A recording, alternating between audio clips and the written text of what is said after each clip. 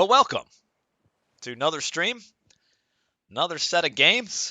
This is from BoIt's Phoenix Reborn tournament, featuring the old boys. So the old boys against SOO or SOO. I believe that is just the Son of Osiris clan.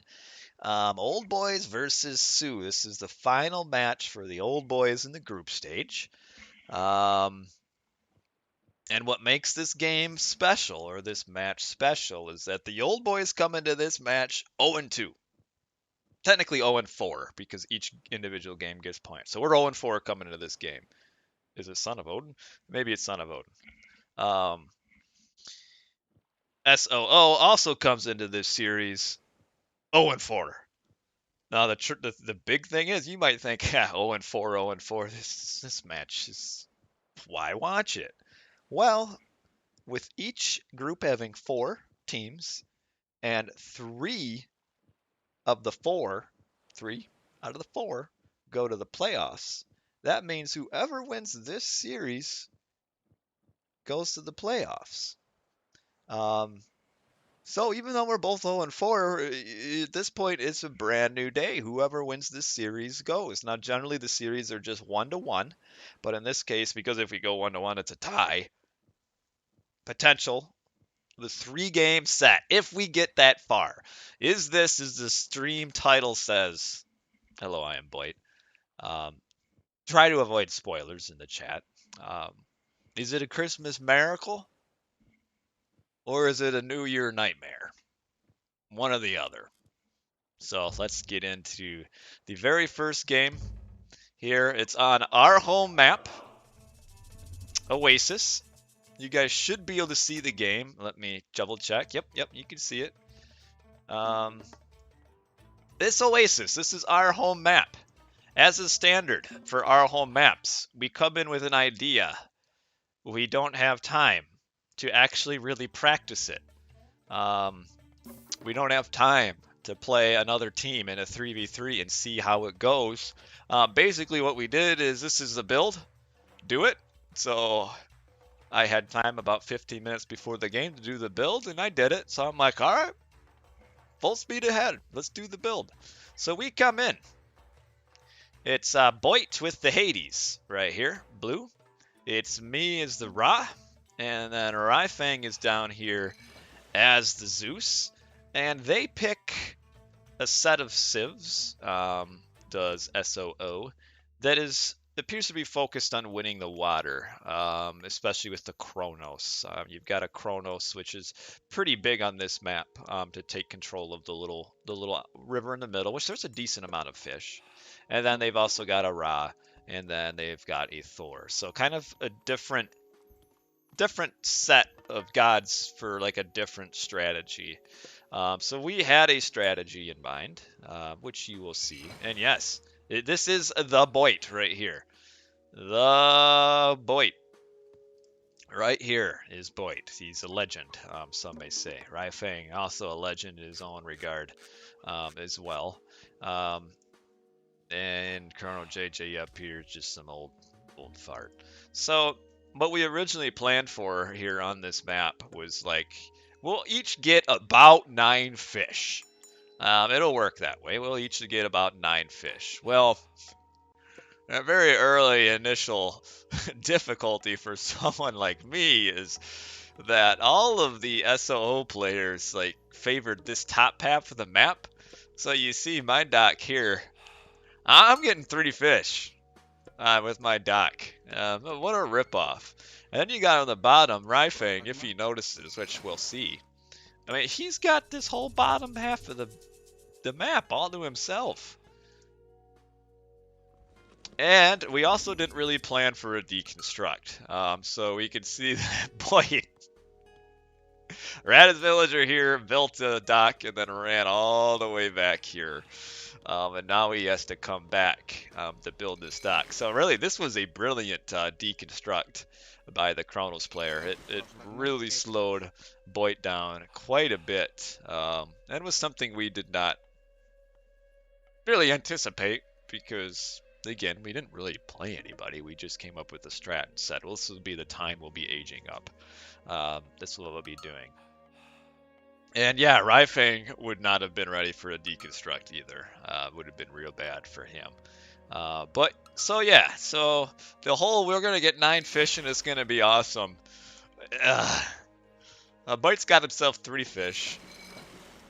I've got myself 3 fish, and now I'm like, wait, what in the world? Everybody's up here. Like I see red here, and blues here, or teals here, and then greens here. I'm like, well, where am I gonna get my fish? This is only 3, so I have to come way up here and build a dock. And there's some fish up there as well. Now, you may think that this map is perfect for a fast wonder. I mean, in a way, it kind of is. This is a good fast wonder map. But what's the fun in winning with like a fast wonder kind of a deal? It's not fun at all. So that's not the plan. That's not the plan. Is a fast wonder, because that's not fun.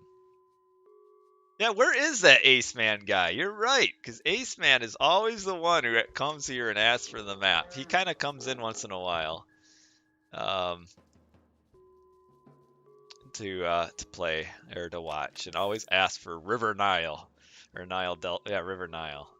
But yeah, I find some fish up here, and it's kind of nice. I get my own little pack of fish up here. BoIt in the chat said we probably should have thought about more of like splitting, and you're right, because like if I would to have docked up here first, BoIt in the middle, and RyFang on the bottom, we would have been really good as far as fish spread, but we didn't. And now you have Gisao is the first to age up, and then me with Bast. Really, in a way, me going up Bast kind of telegraphs what we're thinking here with the Bast. Because why would you not go shifting sands on this map unless you're planning something else that is not shifting sands? And we've got RyFang. He's got his ceasefire, so the plan is that we will not fight the water, and when the time is appropriate, we will cast ceasefire and get the fish. So here's the ceasefire at about 5:30, about a good time for ceasefire, which gets us about a minute more of fishing time. So that's nice. And then, you know, essentially the boats that they've made thus far are kind of a waste. Now, Yadenho, with his slow build-up here, really kind of benefited from this, because he only makes 2 boats, it looks like, which that's good, because we were kind of hoping to catch soon a thing where, oh, they want to fight, you know, make them overcommit to water, and they really didn't. They did a good job. We've got 5 boats, 7 boats, and then 2 boats. That's a good spread for them as far as what not wasting resources. Now, the other thing that we kind of did here is that in our build-up, we were getting a 7:30 age up pretty easily. And unfortunately, the deconstruct on the dock, the lack of water, kind of hampered our build up a little bit to our 7:30 heroic age, because our goal, which we can say, there's no need for suspense. I'm going Sekhmet. Bast into Sekhmet. Well, what does that mean? Well, just coincidentally, like BoIt did the Christmas special, this is a scarab rush with an underworld. So BoIt is going underworld. And our goal was to do an attack by 7:30. We do an attack by 7:30, we'll be good to go. Well, the difficulty with the fish kind of resulted in some slowdowns, and the underworld wasn't ready quite soon enough. Like, we were hoping to be attacking by 7:30 on the town center, so we're a little late. There was a point where I could use Eclipse here, and I thought I was going to use Eclipse. He used Rain first, which isn't necessarily bad. Now, I don't know why I'm attacking the temple here. This Scarab is kind of stupid. Needs to get on the town center. But yeah, this is the plan. This is the plan. Look at this brave priest. Is RyFang pure hoplites? Me with the scarabs, which the second one is slow because I did not age up soon enough and the underworld wasn't quite. Would like the underworld to be here, but there's with RyFang's hoplites down here. You know, you had to go in between. But anyway, this is to catch them off guard. You know, maybe they're thinking we're gonna do a wonder rush, but because of the delay in our attacks here, it kind of gave them a bit of more time than what we would have liked. Also, the fact is they have water. Now, BoIt went to boats. This was a little bit of some discussion about this going into the game. Personally, I kind of thought that maybe the boats, the siege ships, would not be the right play, and I would have rather have seen Toxotes coming through to help out. And here comes the Scarab. Eclipse. So really having the rain first doesn't matter because I've actually got farms anyway. So the rain helps me. And then I now can use Eclipse on the second set here of buildings. And the Scarab's taking a little bit of damage because of hoplites. Because we really don't have anything to kill all of these.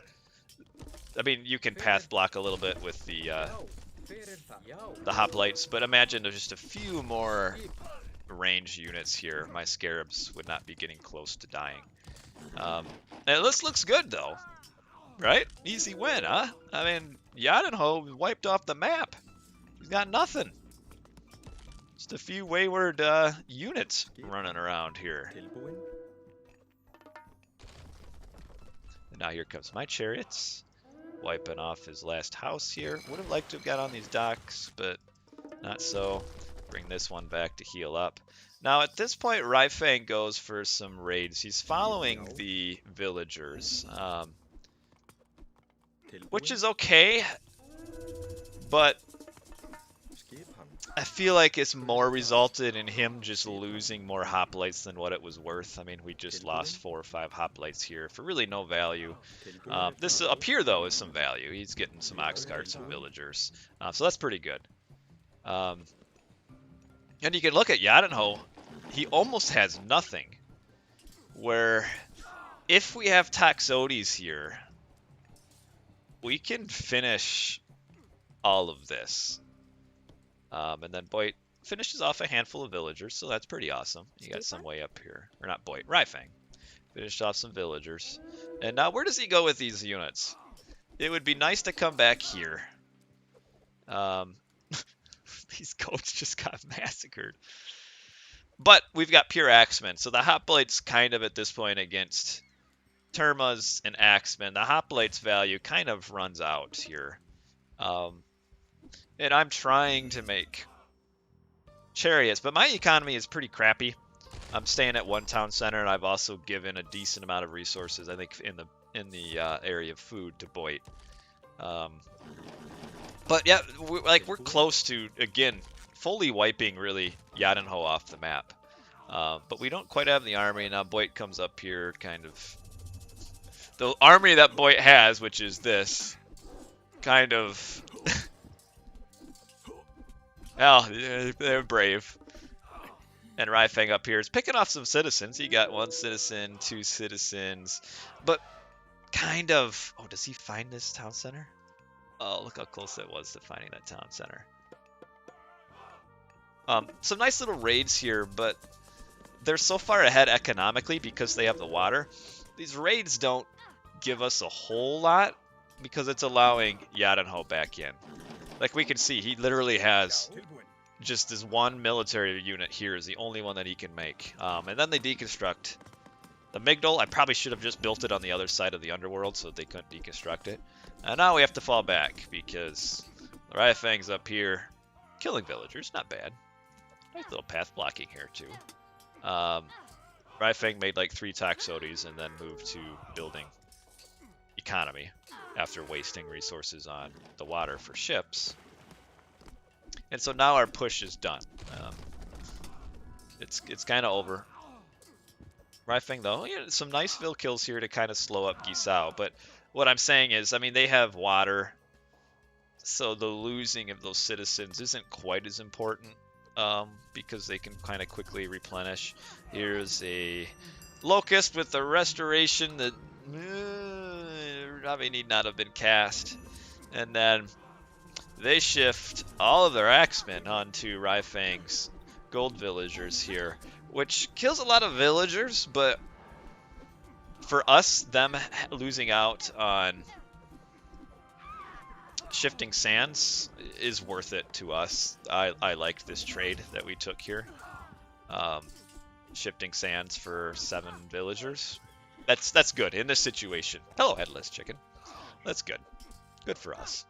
And then really beyond this, what are they going to do with this army down here? I mean, the Axemen. And yeah, if they would have shifted like some villagers to maybe grab a town center or build something, that's good. But just to shift the Axemen, I mean, they're just going to die. So very, very good value for us with that. And now the attack is kind of repelled. And we're doing all right. But red kind of way behind because of that significant slowdown. But I feel like properly done, our strategy, we should have been able to keep control of this area and keep red at basically nothing. But a little bit of inefficiencies in the back end. I kind of screwed up some of my economy stuff too. Didn't do super red hot. Got RyFang's 6 remaining hoplites kind of roaming around and being annoying.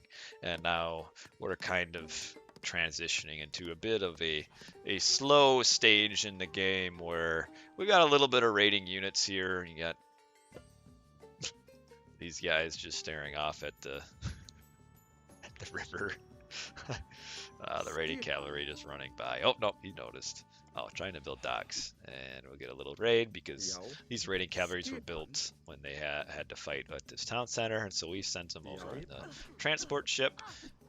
And despite the major slowdown on Yadenho, SOO is still ahead because of the water. I mean, you look, the water's good here to hold. Pretty decent fish.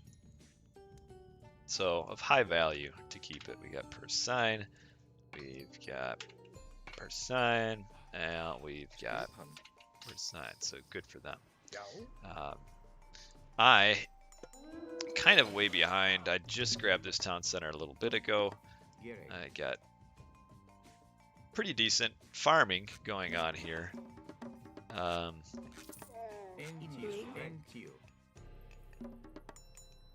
But yeah, now it's kind of a slowdown stage where we've got BoIt with a pretty early trade route. It's a little inefficient right now. I mean, the market's here and he's trading with this town center. I mean, theoretically, he could have walked a villager. Oh, he's trying to. Oh, he is now. Probably should have just built this ahead of time to trade with this back town center. But he's getting to it. He's just a little slow because this is a lot of caravans for a pretty inefficient route at this point. And a little bit of raiding cavalry here really doesn't matter. I mean, it's just more annoying than anything. Not a big deal. So to this point now we're both kind of, it's kind of a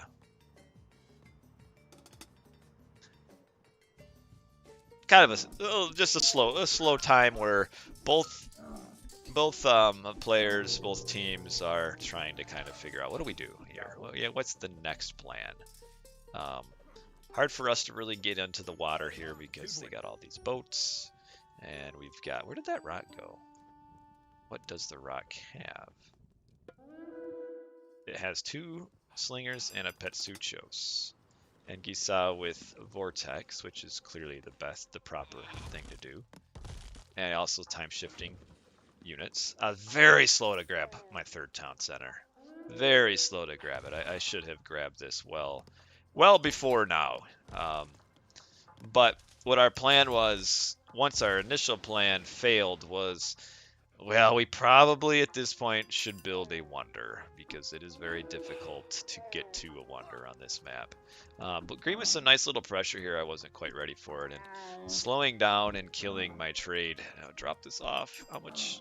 I need to see how much is in this. He's got 205 gold. I mean, I've got 2,400 gold for whatever reason. So it doesn't really matter. But I mean, this town center should have been built so much sooner than this, because this little attack here really does slow me down pretty substantially. I don't know if it's worth it fighting this with my villagers. I mean, it's just Terma. I don't think I have Skin of the Rhino, so. But we're doing it. Probably not worth it. Maybe should have just had an army. But did not quite anticipate green showing up here and time shifting all of these units. The downside is I only have one. I really want favor apparently. I only have one Migdol, so I can't keep. And I mean, BoIt has a large army. It was just way down here because this was where their pressure had been. So we had a little bit better line of sight for us. This wouldn't have slowed me down quite so much. And at this point, thinking, shoot, we had better get a wonder because they are probably about to build their own wonder as well. And that's the plan. And in fact, I don't know why he's waiting so long. Just like me, I think I have to buy food or something. Like I could put my wonder around now if I cancel my caravans. So I don't really know what I'm waiting for because the wonder costs. Where is it? For me, well, it's different. Was it 1,500 gold and 1,000 wood food? And now I've got the wolves in my base, and now I'm like, well, shoot, I can't really start the wonder now because I've got wolves in my base. And that's really annoying because I should have been building it by now. Now, yeah, Ashen One put a lot of resources into these siege boats. They really don't reach anything that matters. And Ashen One, they must not have really thought about doing a wonder right away, because he could have put this wonder down a long time before now. And it looks like he's maybe thinking about it now, realizing I should build a wonder. I have resources, I've had resources, and here's his wonder.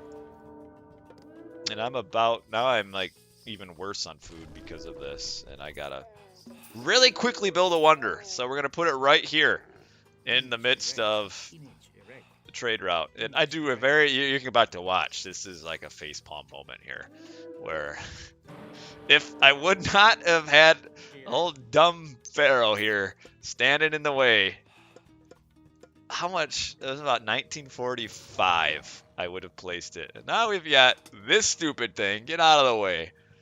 That was about 11 second slowdown on that wonder. And time is everything when you think about wonders and empowerment and all that nonsense. And we've got, how many villagers do I have on it? 30 plus a few more. And some of them are having a hard time actually building the wonder. So there's that too. So I've got about 31 or 2. And he has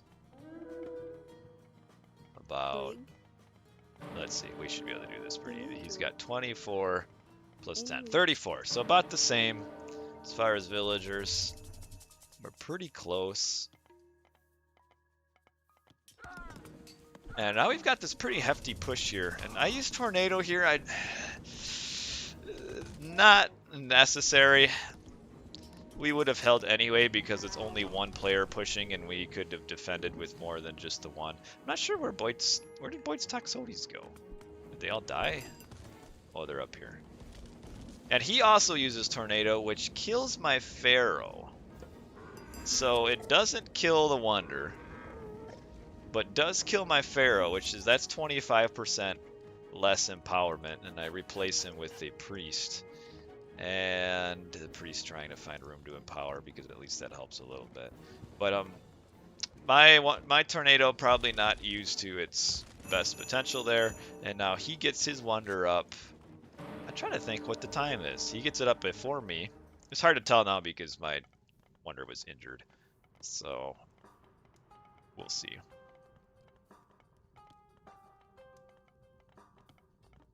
I am long behind. Boy, it goes so much slower without it. I end up being, what is that, 20 seconds behind. He would have finished it before me even if he would not have killed the Pharaoh. So if he would not have used Tornado, he still would have finished it first. But yeah, when you talk about those 10 seconds of me standing there looking at the foundation, that hurt. And then that in combination with the Tornado killing the Pharaoh prevented my Wonder from going first. And now we still only have to worry about just this one little push here. And I kind of, I did make a few mercenaries, don't look. I mean, I had 4,000 gold. What am I supposed to do? I think I made like 3, then I felt bad. And now they're in full defense mode. Like, probably if they would have just been full attack mode, they likely could have pushed through up here and did some damage. But they're in full defense mode. Yadanho has got quite a few boats now just to prevent us from getting onto the water. And there's a few boats here for Ashen One. But we still have an underworld. So we can, if we get line of sight, underworld really right next to the Wonder and kill it. So that becomes kind of our plan is, yeah, we got 8 minutes. If we were to push through here and right through, could we have maybe potentially done it? That's something that we could have thought about doing, and it might have worked, it might not have. We could have gotten the water because it's hard to say. I mean, late game you compare 2 Greeks and an Egyptian, and that's a much better that's a much better comparison than a Loki, Thor, Ra. Like, we have a huge advantage for late game. Does Son of Osiris empower Wonder faster? Yes, it does. Oh, do you mean compared to a Pharaoh? No. It's the same speed. The Son of Osiris empowering is essentially just a Pharaoh. And now here comes BoIt. This is another really good play by the BoItster here, flying in his Pegasus. And he's got Earthquake. And that one dies. And then he uses Tornado, or Earthquake. And this is an use of the god power that kind of makes you wonder what was the thought process behind it. And I kind of wonder what's the thought process behind it. But it happened. And the crazy thing is, when you get in these games, like, I feel like when a Wonder gets built, there's like a hidden bonus where it lowers your opponent's IQ by like 50. Because you see it time after time in games where a Wonder appears. All of a sudden, the opponent just plays stupid. And that's an example where we blew an Earthquake that, for no reason at all, we blew it. So his thought process was to kill buildings to put room down for UW. But I'm pretty sure the Earthquake has a range that prevents god powers from being used within its use, so we could not have built an Earthquake or an Underworld anyway. I'm pretty sure. Maybe someone could test that to confirm, but I believe you can't cast like another god power within Earthquake's radius. Maybe you can. I don't remember now. But maybe the purpose was to let them know, yeah, we're coming, whether you like it or not. And here comes, we're like, oh man, they got all sorts of buildings over here. We need to send a lot of Pegasus in at the same time. Not terrible. I mean, they do cost population, which kind of sucks. At this point, you know, what do we do? I mean, we've got this will kill a Wonder here. You know, we've got the siege in place. We've got plenty of resources. Got the siege ready. In which Delete that because I'm not sure why. Oh, it's because we were sending in the Pegasus, the mass Pegasus. We've got a squad in from the bottom. We got a squad in at the top. They don't know where they're coming. What do they know? Look at them. They're all distracted by this set of Pegasus down here, but we got this set just flying right up the middle. Right up the middle. Because all we need is room for the earthquake or for the underworld. We're going to win the game, right? And look at them. Look. They put it perfectly. Perfect spacing right here. Just enough room to fit that underworld in. So we've got the underworld here. We've got 11 catapults. Would have liked there have been more. You know, delete the chariots for some catapults.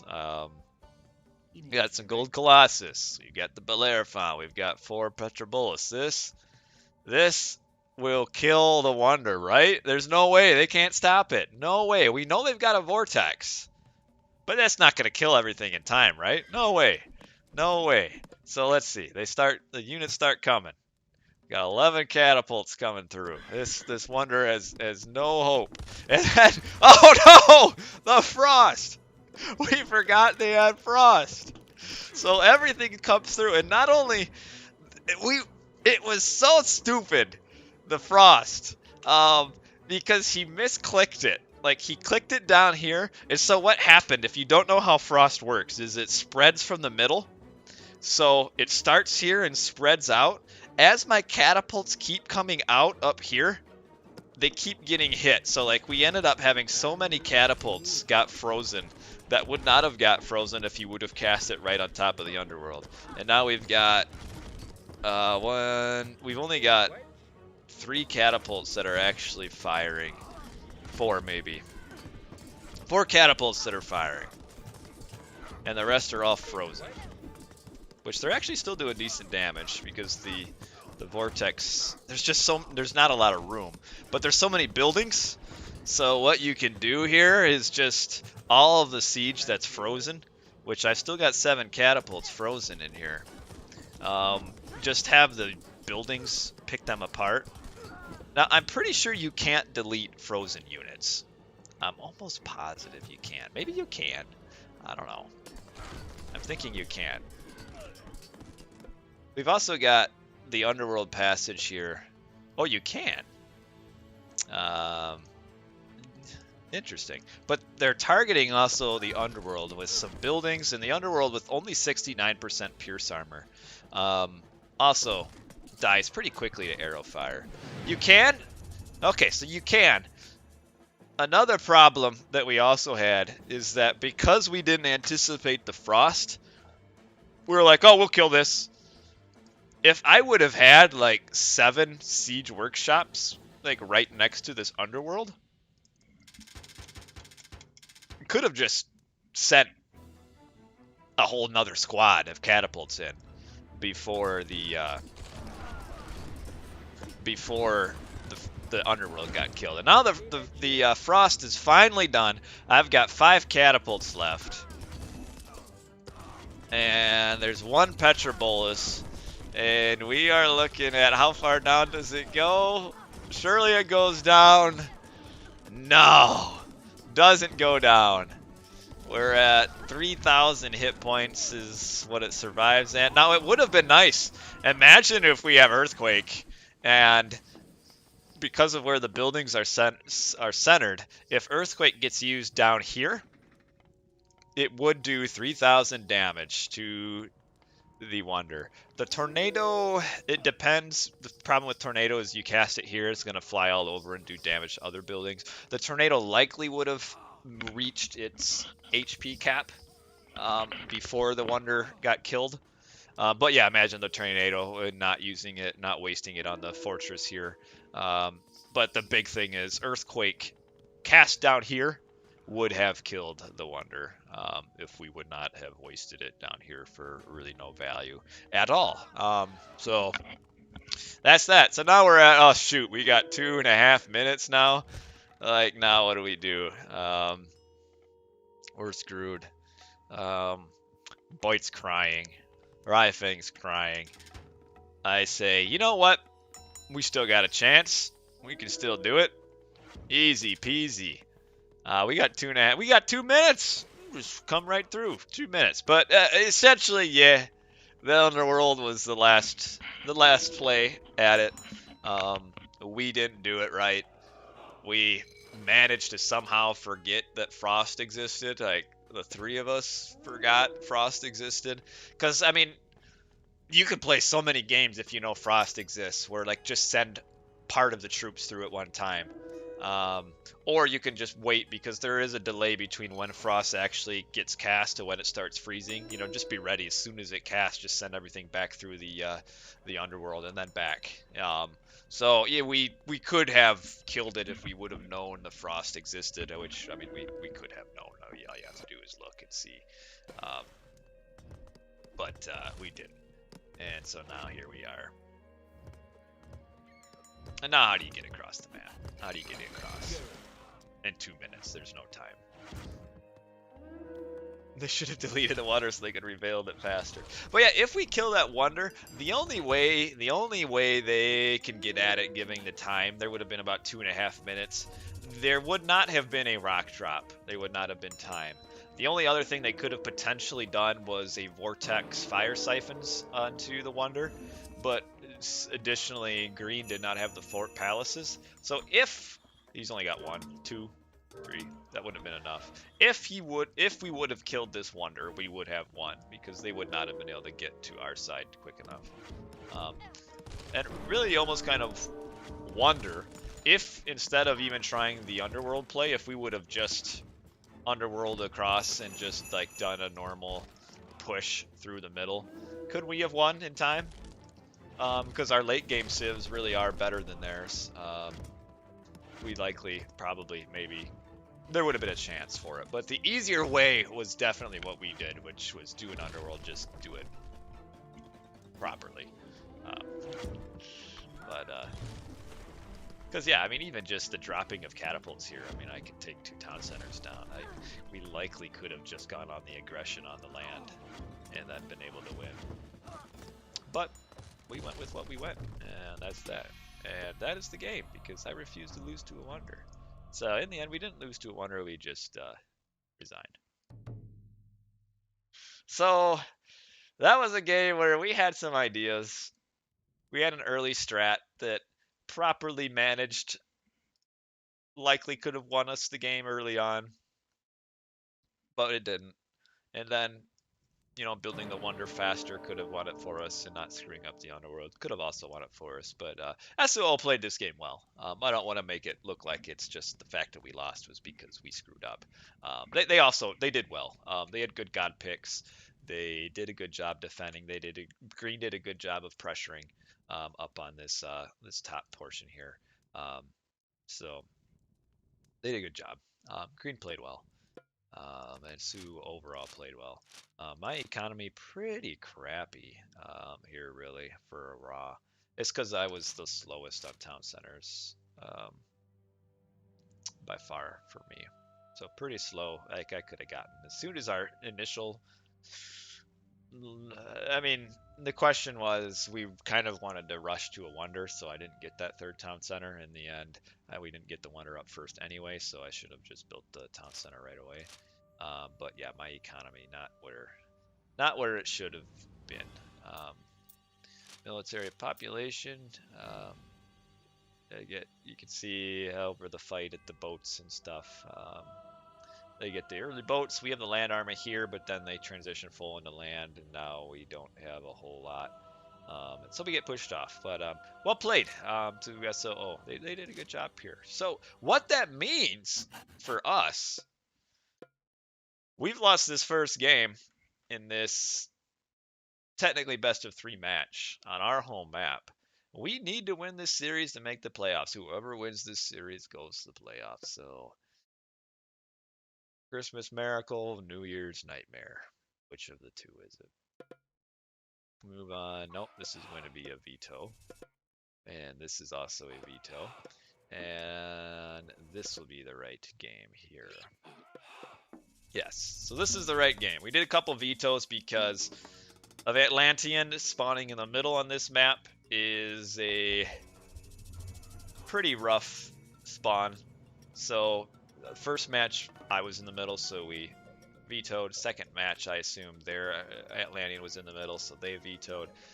Third match ends up pretty fair, really. I mean, both of the Atlanteans are on the edge, and then you've just got a slight difference of our Norse is on the edge, their Norse is in the pocket. We were not sad to see Anatolia get picked. We're kind of happy, really. BoIt was especially happy. BoIt's a confident man, and he said going into this is like, I know what to do on this map. I am Loki. I can win. We'll win this game, he said, because he feels like he has the build. But yeah, I'm Kronos, so fight some early water. BoIt's Loki. RyFang is Poseidon. Could have gone Zeus here. Poseidon, Zeus, kind of interchangeable, really. Both do pretty well. Man, look at me with those sunglasses. And then they go with a Isis, Thor, Kronos combo. Also works pretty well, though maybe an Odin if you're going to go Norse here. I do. It seems pretty concrete that a Loki is better than the other Norse on the land water maps. Just the water income for your Herseer are just so good. I use Deconstruct on the Atlantean dock here, thinking that the Atlantean is the only one that's down here. I wonder if this really slows him down much. He was housed. Yeah, I don't think it really slowed him down a whole lot. Would have been better to deconstruct this, but I did not realize that yellow is also here because purple built. I don't know. But yeah, so now we find out, and this is where Anatolia becomes pretty interesting, is what side does the team put 2 on? So we've got 2 on the top for SOO, as far as 2 players on the water. And then for us, we put 2 on the bottom. So the reality here becomes, or the comparison, so to speak, is which side wins their water faster and which middle player here, or non-water fighting player for the most part, does more damage on the land. So the best play here is that their Norse doesn't fight water and is pure land. Our best play is that our Norse doesn't fight water here and is pure land. Your Norse with the mobility, especially with the Herseer with Hall of Thanes, just the places that they can attack on land, just the fact that you can come up here and then instantly switch over here and then run over to here is so valuable as far as being able to be the aggressive Norse. So pretty standard that your Greek, which has really strong boats, would fight the water, and your Norse player will go on land. And generally the side that has 2 players, 1 player won't even make any boats at all. Maybe 1 or 2 just to get the initial push right away. But beyond that, it becomes just a 1v1 kind of on water, 1v1 up here in a way, and then a 1v1 on the land. And yes, the Herseer, very important. So I go up with a 408. I'd like the quick advance to get some pressure. My goal here is I'm not going to win the water. Boy, and a little bit better, so I kind of screwed this up. I could have blocked and killed this villager if I time shift the temple here. The problem is the Promethean running behind the citizen doesn't give me enough line of sight. If I would have put the Promethean here, my oracle's on the villager, I could have time shifted this from here to here and trapped him. Instead, missed that opportunity. Go after the dock here. My goal here is to force enough pressure on the water that Yadenho is going to have to fight water, which is going to slow him down on land. That's my goal. So I also see, oh, we got this half-dead villager here. building this. Hopefully building the temple or the manor, and I could, you know, at least slow them down. Kill this one, force out another dock. You know, this is good trades for me. You know, on the Prometheus or the oracles, I've got focus, which is a very important upgrade to get in these early little fights. Additional hit points, additional hack damage, moves faster, means the Kronos will win all of these early oracle fights, which is pretty significant. So I kill one dock. Big fight over down here. Going at the second dock. And now, kind of mismanaging my army a little bit. Probably should have got the Prometheans in on the fight. A little bit of shockwave, and now I'm seeing yellow making boats. This makes me very, very happy. Because I know that now, haha, I've got yellow fighting water. This is going to be good for me. Good for us. I also use my other deconstruct, so now purple only has one dock, yellow has two. On the bottom here, we do have BoIt with just a couple boats.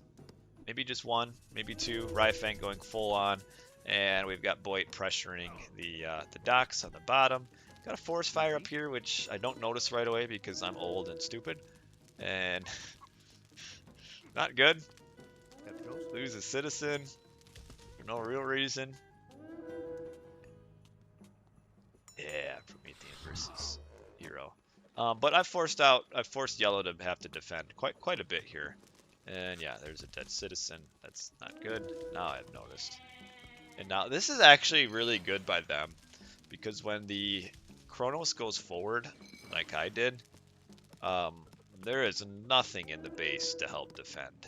Nothing at all. And this one Valk really slows me down a lot, because I have nothing here. I really should have asked for BoIt to send a Herseer up to my base to help defend.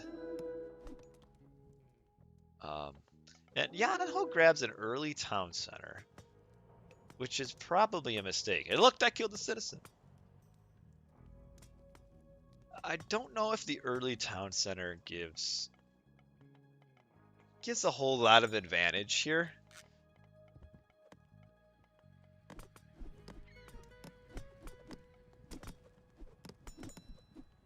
Because just building a better dock. Oh, look at all these boats here for teal. RyFang, where are your boats, man? Get them up here. They're all out traveling around. And teal just pops out the boats.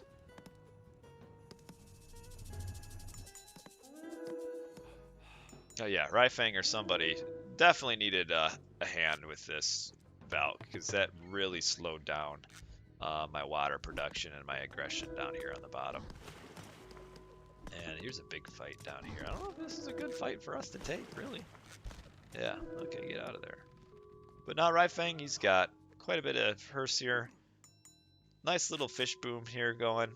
3, 6, 9, 12, 15 boats. 3, 6, 9, 12 boats for Yanaho. But needed a dock down here. These are some inefficient boats way down at the bottom. And now we finally killed a Valk. We being me. And that slowed me down way too much.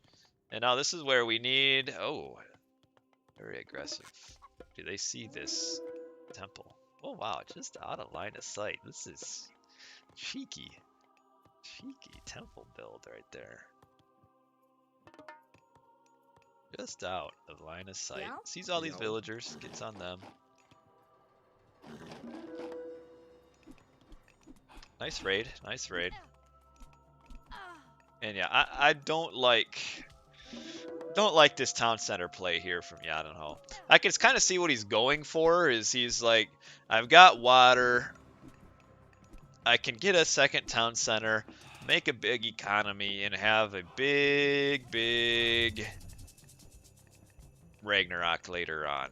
Now, BoIt looks like he builds this temple and he has deleted his first one. This is a trick I like to do too with Ra when I'm doing like a Sekhmet Scarab Rush, is you delete your original temple and build another one forward, so he gets the mountain giant right here. And yeah, I don't know, because he put all these resources into a town center, and oh, he's aging up in this town center as well, isn't he? 90% up, gone. Just like that. That's a big stop there. That is huge stop. We do have a Sphinx versus Mountain Giant 1v1. Not a matchup you see very often. And now we have all of these Axemen coming in. And all of these Axemen also being produced. Really, this means that the teal player isn't going to be doing a whole lot on land anytime soon. And the nice thing is about Axemen is that they really beat Herseer. The bad thing about Axemen is that, especially compared to Hall of Thane's Herseer, is they just can't keep up. So while these Axemen aren't useful at this initial push, now at this point they're useless. Like, what's the point? And now here comes some more trees and Mountain Giant shenanigans in on purple. And this is going to slow down purple as well. And will give me some time because that Valk raid on me really slowed me down quite a bit. Put me back more than it should have. And now Gisao at 0 town centers. And kind of damage is done here. Like, we can see the power of the aggressive Loki on this map. And it's just one player, BoIt, on land. But he's making Gisao have to defend. He's making Ashen One have to defend. He's making Yadenho having to defend. So one Loki here. Oh, on the ox cart. Look at that. Man, this BoIt. But one Loki, 10 Herseer, trees, and Mountain Giant forces everybody on SOO to have to defend. And meanwhile, we still got like this kind of never-ending water fight here. But what this is allowing is RyFang, while he's kind of holding on, this is kind of just a 1v1, kind of a stalemate on water, really. He's been able to boom pretty happily behind this all. And not take any damage. And BoIt still doing damage on land. Just run around hitting economy. This town center is just now getting up, and Yadenho, we can see he has resources.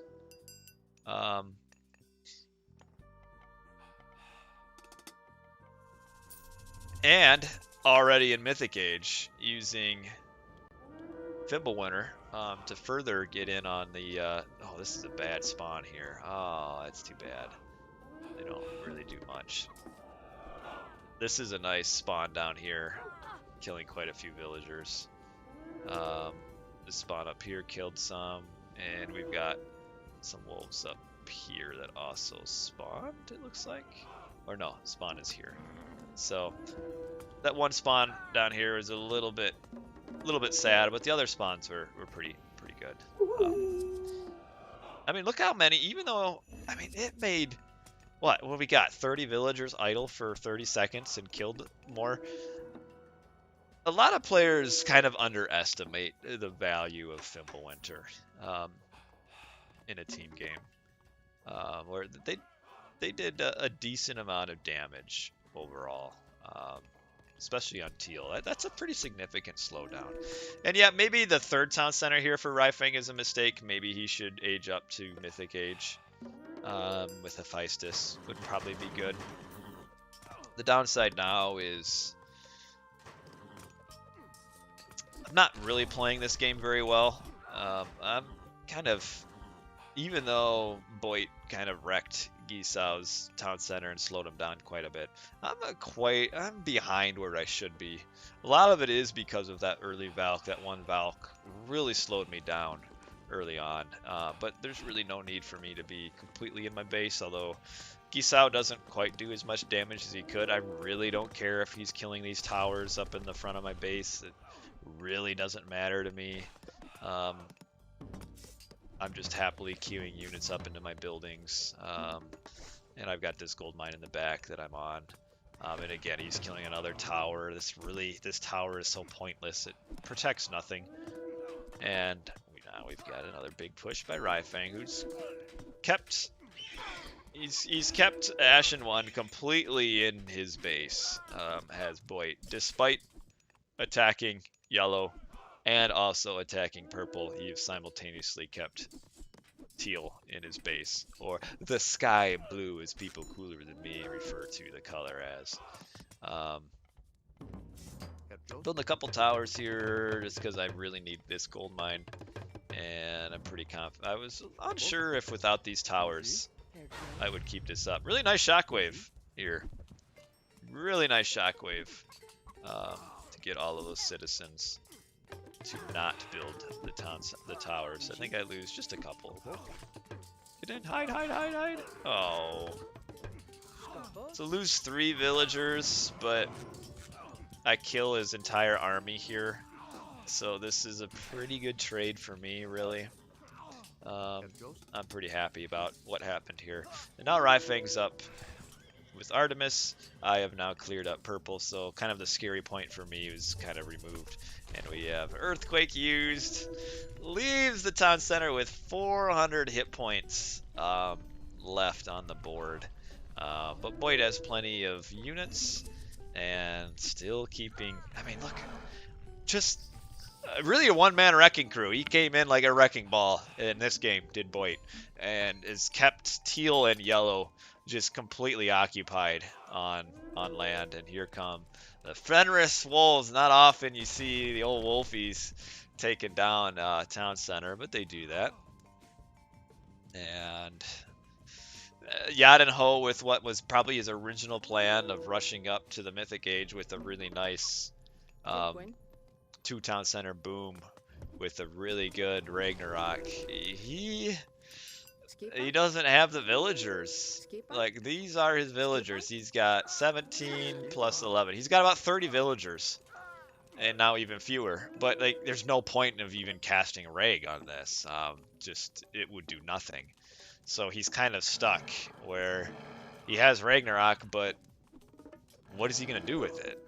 There's nothing to be done. So, yeah, BoIt is giving him the business. And we've got this Einar Jar here. One Einar Jar, a few myth units here, really did a ton of work. And get some nice pressure now up at the top. Gisao is kind of now behind quite a bit. I let RyFang take my forward town center because I'm kind of a team player like that. And we still got Teal can't get out of his base. Still stuck in his base on 1 town center. Yadenho stuck in his base on 1 town center. The only one who's kind of out of their base is Gisao. And he gets a little bit of a raid here, I think, because we aren't paying good attention. I was kind of thinking RyFang would start making like units out of these buildings. But apparently his population is all down here and on the boats. These boats probably are not needed at this point in the game. So we're getting raided by really crappy, unupgraded Atlantean units here. Kind of a mistake that need not have happened by us, especially considering there's gold mines over here. Why not go to those gold mines? And me, I'm doing the Kronos special, which is just shift to the back and attack from the backside. And it doesn't, what do I care? Purple's army's up here. It's all out of position now. And I can come down to the back and I kill 1 town center. And he does make a couple hero Murmillos, which makes me sad. And we have a Ragnarok that got used, and this is... The Ragnarok gets Yadenho all the way up to 125 pop Rag. Oh, that's not the kind of Rag that's going to win any games, for sure. So...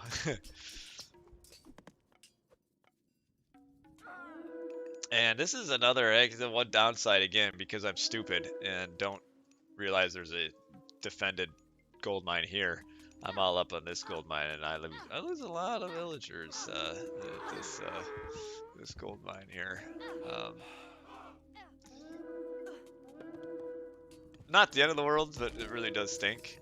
for me, because it means I can't finish my push through his base. And then we have a frost used on this. Not a good frost. Would have liked for Yadanho to have been up just a little bit earlier, to use the frost earlier to slow down the BoIt pressure, but as we saw, BoIt killed this town center right before he got Mythic Age, and yeah, I lost all 1, 2, 3, 4, 5, 6, 7 citizens. Kind of a, oof, a little bit of a raid there on me, but it's Anatolia. I can get a pretty nice trade route set up and get all the gold I need. Along with, I got a pretty nice fish boom as well. So losing those 7 citizens there isn't like losing the citizens in that Vinland Saga game. That stunk. And purple now is on this town center as well. A few Hypaspis will clean that up. And the Ragnarok is now basically gone. What gives me gold because he does. Running a little bit low on food here. A little bit low on food. Maybe could have put in a little bit more. Well, no, he's got enough. I thought he maybe didn't spread onto the water quite as much as he could have, but he's got enough. He's just replenishing because he lost all his units underneath that frost. But yeah, I like this slowdown here on purple. Kind of keeps him from really doing anything more forward. This kind of back build Kronos is really tough to deal with in team games, where you just a few time shifted buildings and all of a sudden, what would maybe have been an aggressive Atlantean is now like completely defensive. Yes, Kronos, properly played, is really, really good in team games. I would say this game, I had some issues that Valk really should not have slowed me down as much as it did. It did. I was really slow to make an army, which then purple was kind of able to run around and prevent me from doing some gold mining. And then, of course, we had the 7 citizens killed here. But yeah, properly done, a Kronos. You just can't ever finish the back builds, because as soon as you get to this point, the Kronos can just send some units down here, and now all of a sudden he's time shifting a base here, and that's game. BoIt with a pretty heavy carry here, although RyFang ends up with the high score because he's benefiting from BoIt doing all of the heavy lifting. But BoIt played a really good game here, all over the map. Kept all 3 players defensive on land early on, and then kept yellow and teal defensive for the entirety of the game. The only player that was able to come out of his base at all was Gisao, and he did a little bit of damage to me, more than what really should have been done. I was behind where I should have been. Like, there's really no reason I'm this far behind in economy compared to Gisao. It's just bad play by me. But yeah, we're looking at Yadanho had a 25 villager Ragnarok. You can see just how much work BoIt put in on Yadanho, where his high point was 55, including boats, but he's just down, down, down after that. So BoIt, really good pressure. That early town center by Yadanho just did not pay off the way he had hoped. Good economy, he just wasn't able to spend those resources and just kept losing. Losing on land. But like, we're behind in military population, but that's because all 3 of them need to make an army to try to fight the Loki who's just running around. And then what that meant kind of in the back end, I mean, you can see the late game, just the economical differences are just becoming astronomical. And really all it was is just BoIt. And yeah, teal did fight water really a lot, and so did RyFang. In the end, teal was kind of pushed off of it. And yeah, teal never never got out. Never got out. There was a fight here, it looks like, where BoIt basically did a 2v1 again. against yellow and teal, and RyFang just kind of got to freely just move up the middle of the map, and that's the game. And well played by BoIt. So what that meant was that's the first win for Old Boys in the tournament. Also means that this series goes to a best of 3 and goes all the way down to the last game to determine who goes into the playoffs. So let's see, game 9, 8, 7, 6. We're going to 5 here. Recorded game 5. This is random map going into it, so didn't know what the map was. Comes up Tundra. We picked Loki, Kronos, Zeus, so basically the same as last game, just moved from a Poseidon to a Zeus. We kind of felt like Zeus, just overall going into random map would be a little bit better. And they stayed with their same gods, Ra, Thor, and Kronos, which do pretty well. Yadaho is a Thor player by trade. Maybe Odin would be a little more consistent. I think kind of the odd pick out here is the Ra.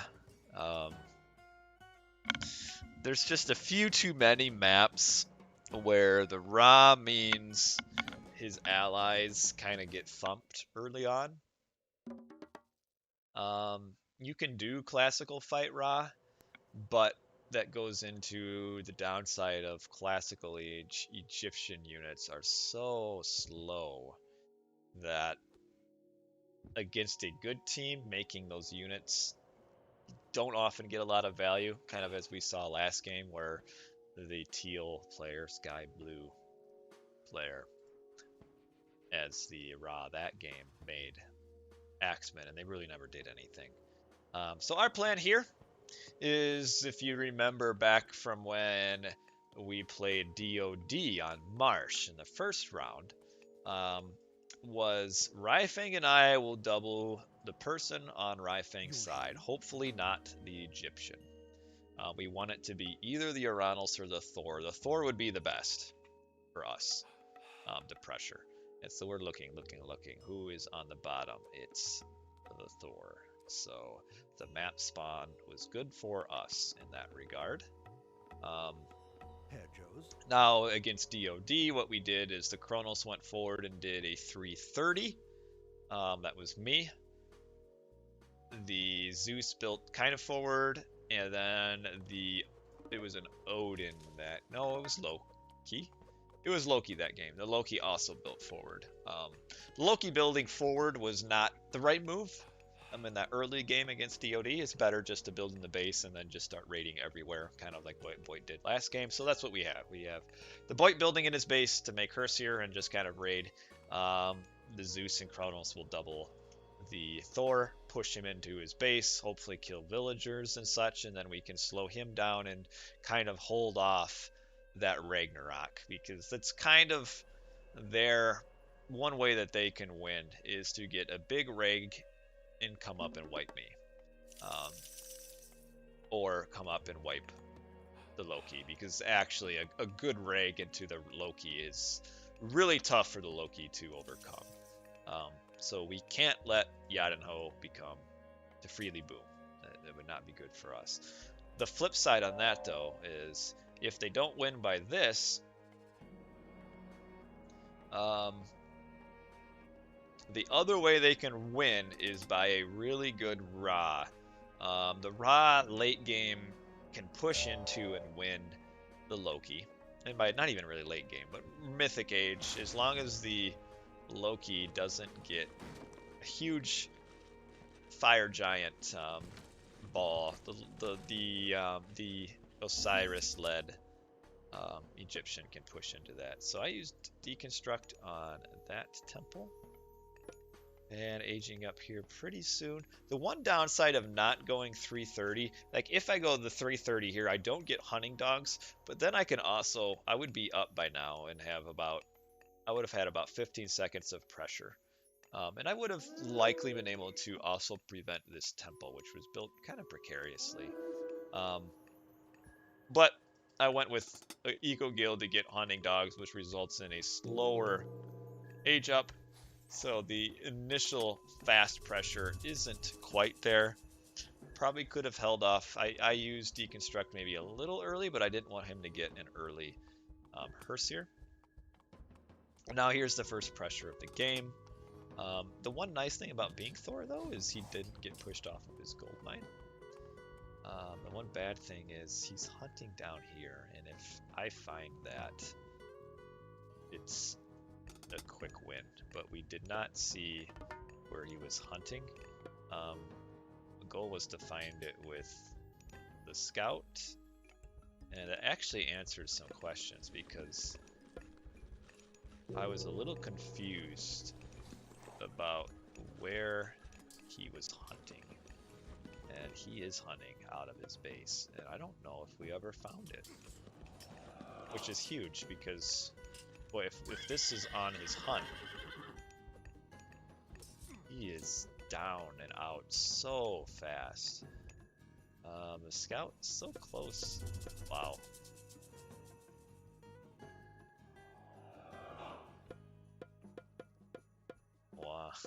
Wow. That's really big here.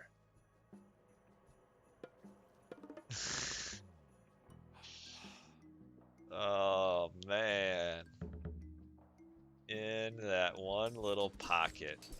Was I housed here? Maybe I was. Oh, I was housed, wasn't I? Because yeah, I did get housed pretty heavily. So he is in this little pocket hunting. That's where he was. One thing I have to stop doing as a Loki, or as a Kronos, is stop time shifting my buildings in between the opponents. Because what that just means is my buildings get destroyed and I have to rebuild them. In a 1v1 it doesn't really matter because you can kind of do it wherever. I'll lose these, do I?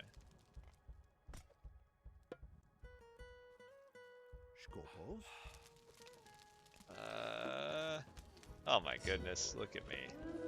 I'm just narrowly missing. Because like I know they're not here because you can tell he's not gathering food in his base, but I'm thinking he's back here somewhere, and right in that little pocket right there. So yeah, I am kind of I got a lot of resources, and it's because I'm doing this thing, and I'm gonna have to stop doing this where I'm shifting my buildings in between, and then I'm just having to redo it. And now I check, I don't think I notice.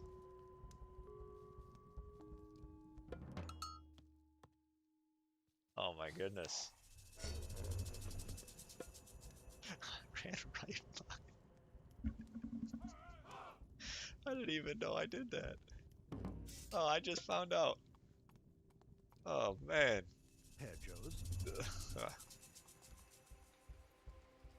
Oh man. Just walking by.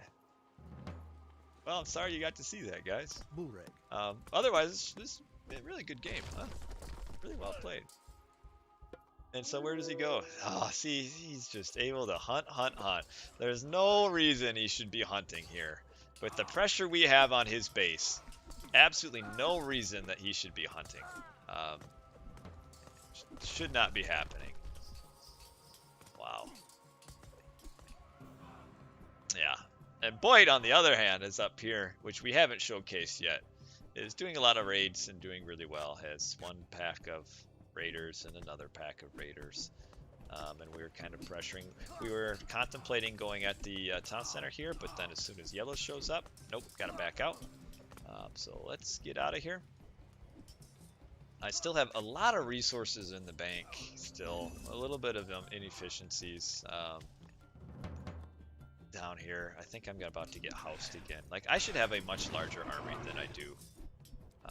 And man, look at him. He's just down here hunting away on those Aurochs. BoIt getting some raids. Gotta watch out. He's forced some defensive axemen, which did a little damage there to a few Herseer. But, you know, properly done. The Axemen here are, again, almost useless because of how slow they are. Yellow's really far forward. You know, we're actually almost, if they would have pushed this here, would have been a bit of a scary, well, we still have, restoration, don't we? Now the BoIt's Herseer come in from the back. So really, this is kind of what we were hoping for, is that, you know, we can get a triple on here, and the Ra with the slow Axemen come in way too late.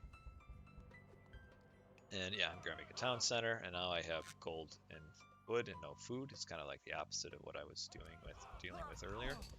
And I come down here. Oh my goodness, I was checking for his hunt and just missed. And now we're going in. We got restoration, and they actually purple. They're not purple. Teal, not teal. Green. This is a nice shift here. Really nice shift by green, because if he does not shift all of these Axemen in, we win this entire fight so hard. But actually, the shifted Axemen in was a good play by Ashen One here. They did a lot of damage and killed a lot of Herseer and a lot of Hoplites. If they don't come, we win this, and we wipe this entire base.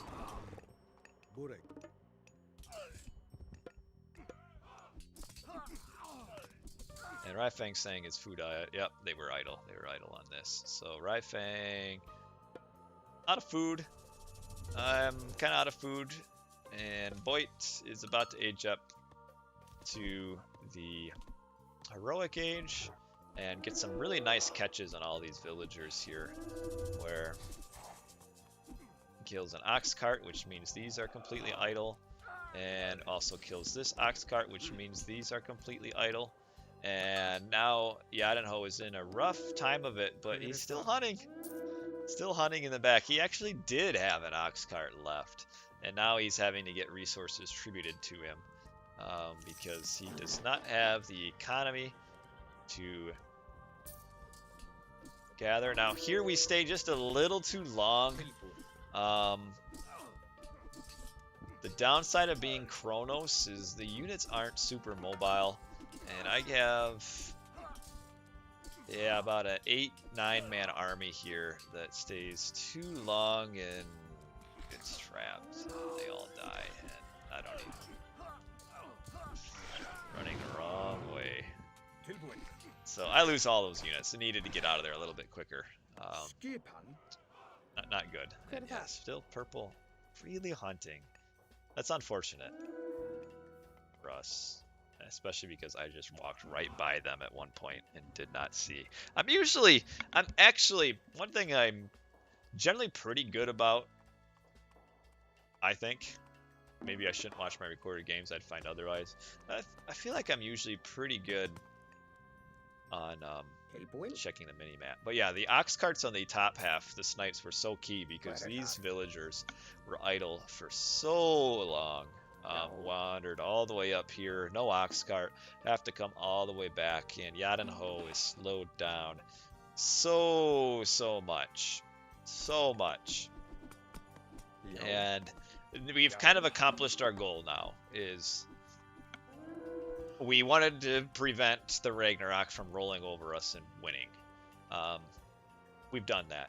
Now here's where things start to get a little bit shaky. So I don't realize, because I'm stupid, that yellow has been at one town center this whole time, and I've been at two this whole time. So I'm kind of thinking, because I lost this army and was kind of all in on some aggression, I'm thinking that I'm a little bit behind yellow.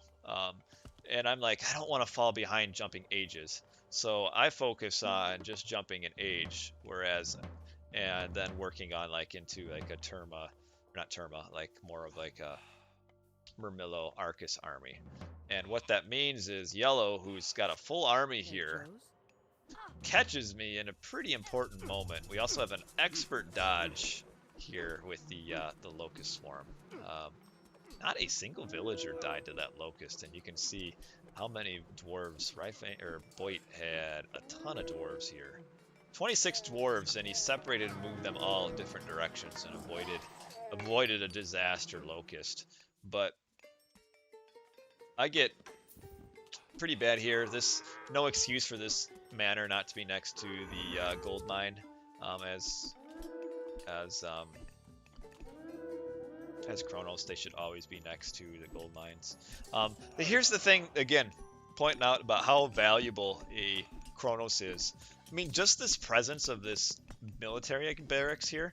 Look how many units it's forcing them to keep back defensively, because they can't ignore this.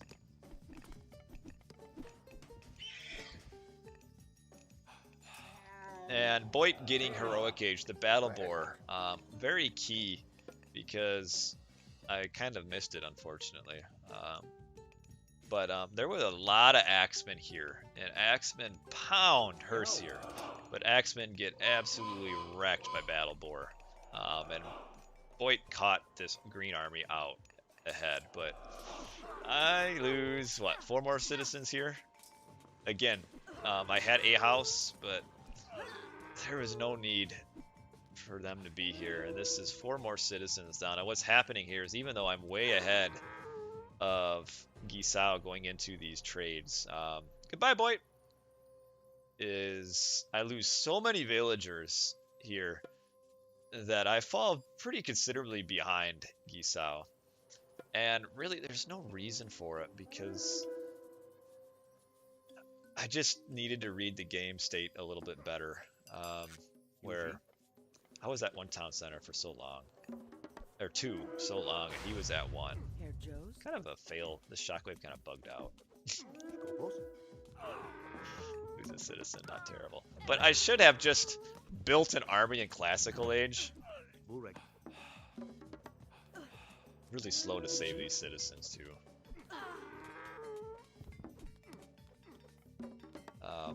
Should just build an army in classical age, and I can defend this so easily.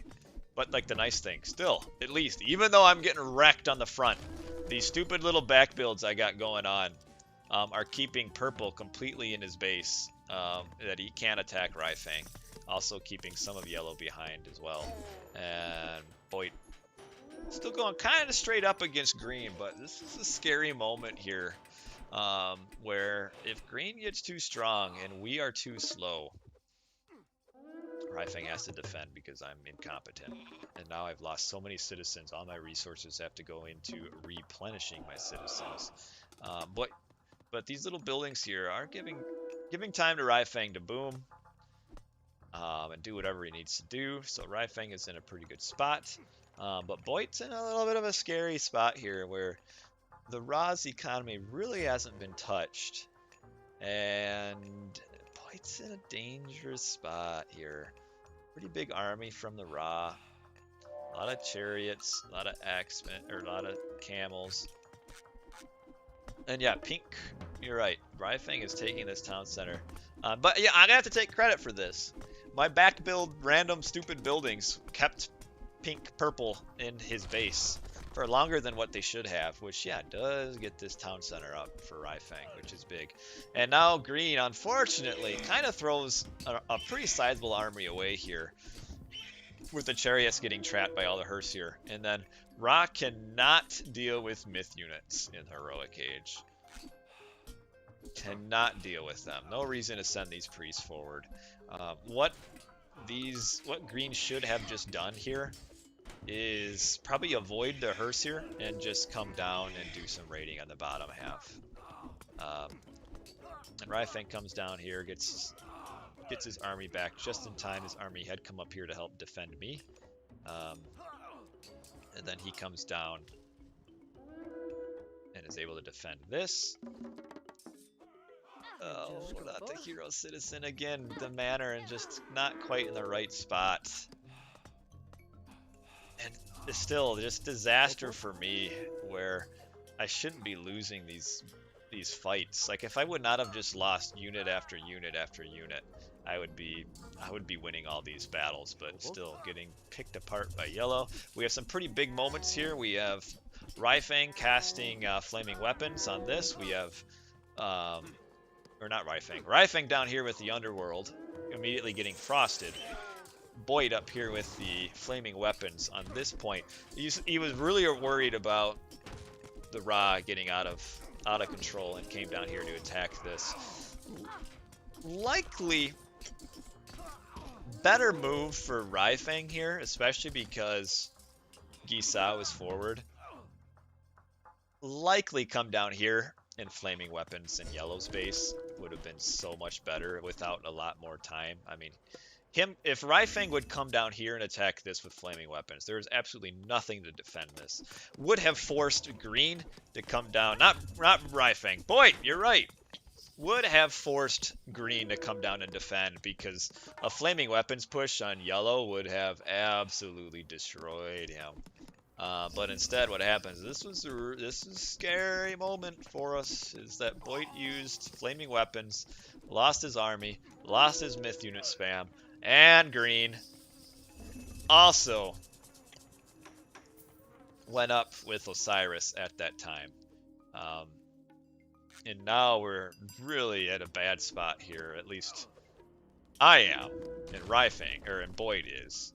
RyFang, on the other hand, has been untouched for so long, where Purple can't fight this. Purple knows he can't fight this army. So he's used a really early Ragnarok, and it's not a good one. He's a 157 population Ragnarok here. Nice spawn by the wolves here to kind of take down some of the army that's remaining and also eat some of the building fire. It'd be nice if you could control them and tell them to attack the town center instead. But yeah, we're at where RyFang is cleaning up Purple's base, but there's some scary Ragnarok, even though it's not a lot. There's some Rag heroes coming my way. We still got yellow running over my base. I'm way behind because I took so many stupid villager losses. And Purple also does a nice job sending some Ragnarok heroes up to deal with the myth units. So green's in a good spot here, where though he needs to forward build, because realistically they have to think they're on a timer, and because the Rag heroes are pretty much all gone at this point. Well, not gone, but Purple, once the Rag heroes are gone, is out of the game because he has nothing behind this. So he's coming up. I don't know where these guys were at first. I think they stayed back here a little too long. So these guys are now coming up, but a little bit slow. And he's coming at this town center. I have Masons. Masons is very important, not only just for the hit points, but the hack armor is very big. Minus 20% hack vulnerability, which adds so much. So 56% hack armor. He also got it, so I can't compare. So I think it starts at, what does the town center start at? 30%? 44? I don't know. I forget. Does RyFang have? He doesn't. But this hack armor improvement is really big for the town centers, especially against the Ragnarok. BoIt getting his town center down again. Here, even here, Masons would be pretty big. 44 versus 56. So it's 12% armor. Doesn't sound like much, but when you do the math, that is really big. And now, though, we've got kind of a trade. BoIt gonna fall while Purple falls. With RyFang moving on, I know you've got this second patch, kind of third patch of heroes, I guess, coming up here. And I'm telling RyFang, hey, come back, I need some help, because I know the heroes are coming, and I can't quite defend that. Which I probably actually, if I lose this town center, it's not the end of the world. I would like to see some armory upgrades now, and heavy infantry. But BoIt's in a really rough spot here. Gets a huge raid on his dwarves that were up here. Purple, or yellow, and green kind of convene. But green is slow to forward build. He needs to forward build this a lot sooner than what he did. Some of it, though, is he does not have... Oh, he's got economy, doesn't he? Yeah, he's slow to forward build. And now he's got a big push down here on the bottom. RyFang comes up here, but yellow's got this all fortified. And we've got, does this town center go down? It's a close one. We got all the reg heroes. I think it gets down to 7. Yeah, it was down at 7 hit points at one point. Oh, here. Got down to 7. 9, 7, 9. Not quite enough. Though even if I lose this town center, I can rebuild it back up. Anyway, and now the reg is kind of gone, but so too is RyFang, or BoIt, about to go away. He's got kind of the death ball Osiris building push. Osiris here a little bit out of position.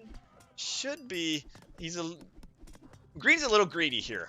In a 1v1, this would be the proper position for him, most likely. I mean, because what's the Loki going to do?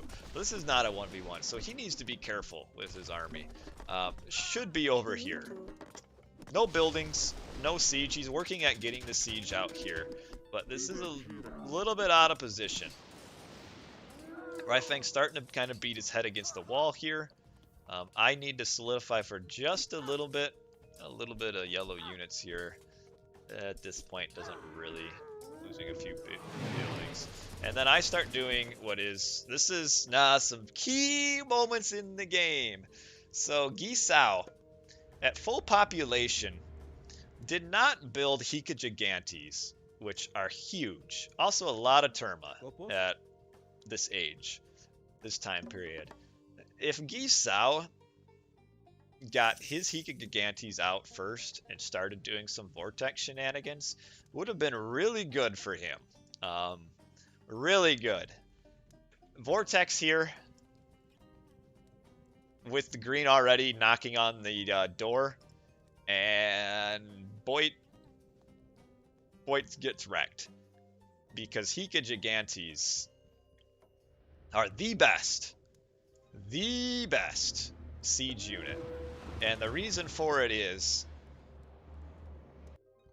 so you look at these numbers and you see 30 crush, 25 hack. Yeah, that's pretty good, right?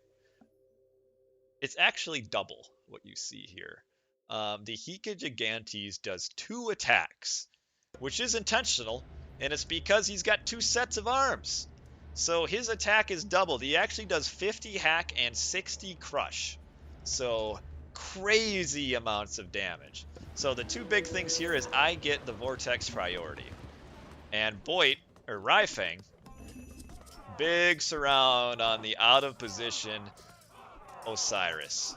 And Osiris gets wrecked by the champion Toxotes, and the champion Toxotes here beat this entire army. So 2 things happen, very key, that were huge. RyFang in here with the big save for BoIt. Me, I get the initial Vortex. I get the Vortex priority, which means yellow, even though he's in a pretty decent position over me overall, has to defend. Because if he doesn't defend from the Vortex, I just kill town center. I killed everything back here. So yellow has to follow. But even though he's following, look, still killing town centers. Flipping the map, basically, just by being the first one to cast Vortex. And I get the back town center. RyFang clears up all of Ashen 1's army to the point where, look, Ashen is at 100 of 180 population. And with the town centers going down, trade route goes idle. Town center down in the back. This town center's down. This gives time for RyFang, who has a really nice boom. 220 population, though he's not using it because he needs a market to get trade. But he's getting the Helipolis, the upgraded Helipolis. Atlanteans cannot deal with that. So I've got yellow completely defensive. I'm time shifting buildings in the back just because that's what you do. And now I can come down here, but again, the Vortex priority come on here. Why not get this town center? Further slow down green. And again, what yellow has to follow. He can't just let me run around freely killing things, which I still do. And then while yellow's chasing me, what this allows is RyFang has this huge army, and where's yellow's army? Well, he just vortexed to stop my vortexing. And so yellow is out of position, can't defend his base. Green, because of what RyFang did, is now kind of stagnated. And even though green could have wiped BoIt, could have, especially with a vortex from yellow up here, now they're basically even at this point. Because he has, look at this, 15 gold, and we also have, we missed it a little bit here. RyFang, there was about 25 villagers here from green on this gold mine. RyFang found them, killed so many, the rest are running up. And now SOO, looking like they're in a good spot, and dead, just like that. A few key things late that they did wrong and we did right. Kind of prefaced by purple getting put behind so early on with the early aggression here. So in the end, a few key things late results in the big victory for old boys. It was that Christmas miracle. Good night, Tugboat. Thank you again for the tip. And we win 2-1 in this grand series here to go on to the playoffs, where naturally we'll have learned from all of our mistakes. Not gonna lose again. And yeah, the key player here was definitely RyFang late. BoIt did well early. We kind of didn't showcase it, but BoIt did some nice raids early on with the hearse here to keep green back. Killed a few yellow citizens as well, and then came down here for that pretty key triple onto purple, which resulted in purple's town center getting killed and slowed him down. So BoIt did some really good work early, but yeah, late game was definitely RyFang, kind of the beneficiary of being able to sit back and boom and never get attacked. Like literally, his economy did not get attacked, not once, not one damage put onto BoIt's villagers, not one. Okay, this one took some damage, but this is probably the only villager that took damage. All game for BoIt or RyFang. I'm not gonna check more. I will, because I'm right. That was that one villager. Everything else, full hit points everywhere. He did not get attacked in his base. And that may have been a wolf. May have been. Who knows? May have been a wolf. But yeah, there really was some room for SOO, even despite what happened to purple early. I feel like at the 21:30 minute mark, there was still a very significant chance that SOO would win. And really, I would say it was the misuse or lack of use of God powers from Gisao. If he starts vortexing with some Hika Gigantes up here, and if green does not lose his Osiris, and we have this double vortex Osiris push, yes, I could vortex up here to save, but that it's a super close game. Or say yellow even just vortexes onto here when purple is pushing. If Gisao Vortex is up here 3 Hika Gigantes, which he had the resources to make, he just didn't have the population room, which he could have just by deleting some useless Terma. If he Vortexes up here, what likely happens is I probably die or get heavily set back. And RyFang would also die too, because we go down this path of hypotheticals. The surround does not come in on the Osiris. These buildings get built without RyFang coming up to help, and BoIt gets killed. And I'm put super far back. And then it becomes kind of a point where RyFang, to some extent, would be fighting a 2v1 with purple out of the game, BoIt out of the game, and I would be really hurt. And there would be a pretty good chance of SOO winning in that scenario if Yellow would have just played that early Mythic Age a little bit better. Um, it kind of comes down to just one little decision where Yellow played a pretty good game overall. Really put some huge pressure on me. I mean, if we look at the post game and take a look at my citizen count, I mean, I'm way ahead at this 13-minute mark. 23 citizens to 14. I'm almost max vills, but I don't have an army because I'm rushing. Um, I'm rushing the heroic age here because I'm thinking I'm behind, but I'm way ahead. So if I just build an army and defend from Gisao, I mean, and again, not more hypotheticals, but Gisao with some really good pressure after we left Purple's base to put me down. But then, yeah, just the failure to start using those vortexes, and what that does is just result. I mean, late game we can see the vortexes as putting their town centers down, chunking it killed 2 here. While they built 1, they get up to 7 briefly, they lose some more, and then it's too late. So RyFang was that this initial push here? You killed some units in Yellow's base, but yeah, the play here for Yellow, anytime you go Vortex, is you got to make a couple initial Hika Gigantes and go on the aggression, whether it be to me or to BoIt.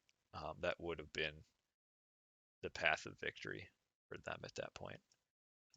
Because I mean, he had pretty good upgrades, really. I mean, he had champion infantry, decent armory upgrades, but just lost the vortex priority, and because of that, loses town center.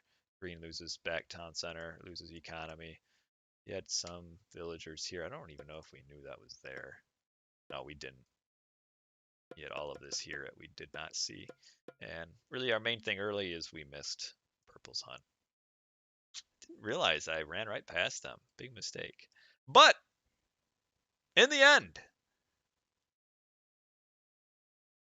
we won.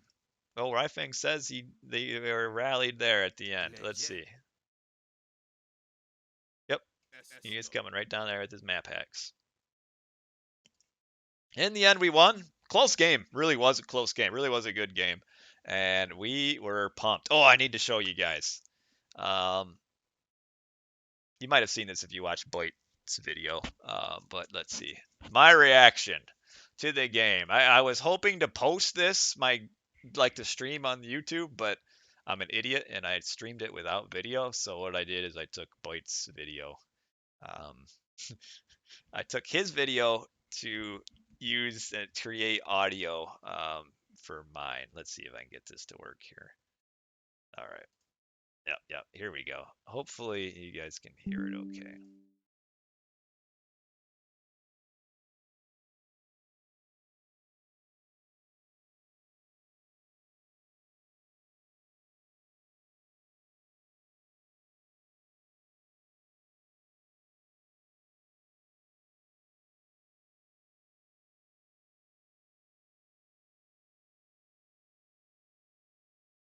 Alright, I'm gonna steamroll Yellow now.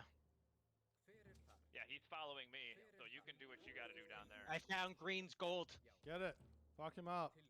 This is over! Yeah. Point. They're going Titan. They're going Titan. They're going Titan. All right, I'll save my last vortex for their Titan. Who's vortex? Who's getting a Titan? It's yellow, green, Which green, color? green, green, green, green, green. Okay. I gotta keep getting armory upgrades. Whoops.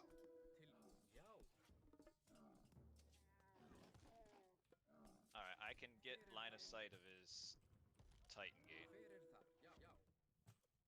Boy, that's a party on that gold mine there. Yellow's probably on the other gold mine. Yeah. Oh yeah! Let's go! You can't keep these old boys down. I didn't go AFK for no reason. There was a bit of a boom going on there. Fuck me. I have air five and you guys so many times right here. Air five, RyFang, way to carry. Air five, BoIt, way to not resign. Air five. Hey, BoIt never even lost his main TC. I hate you all.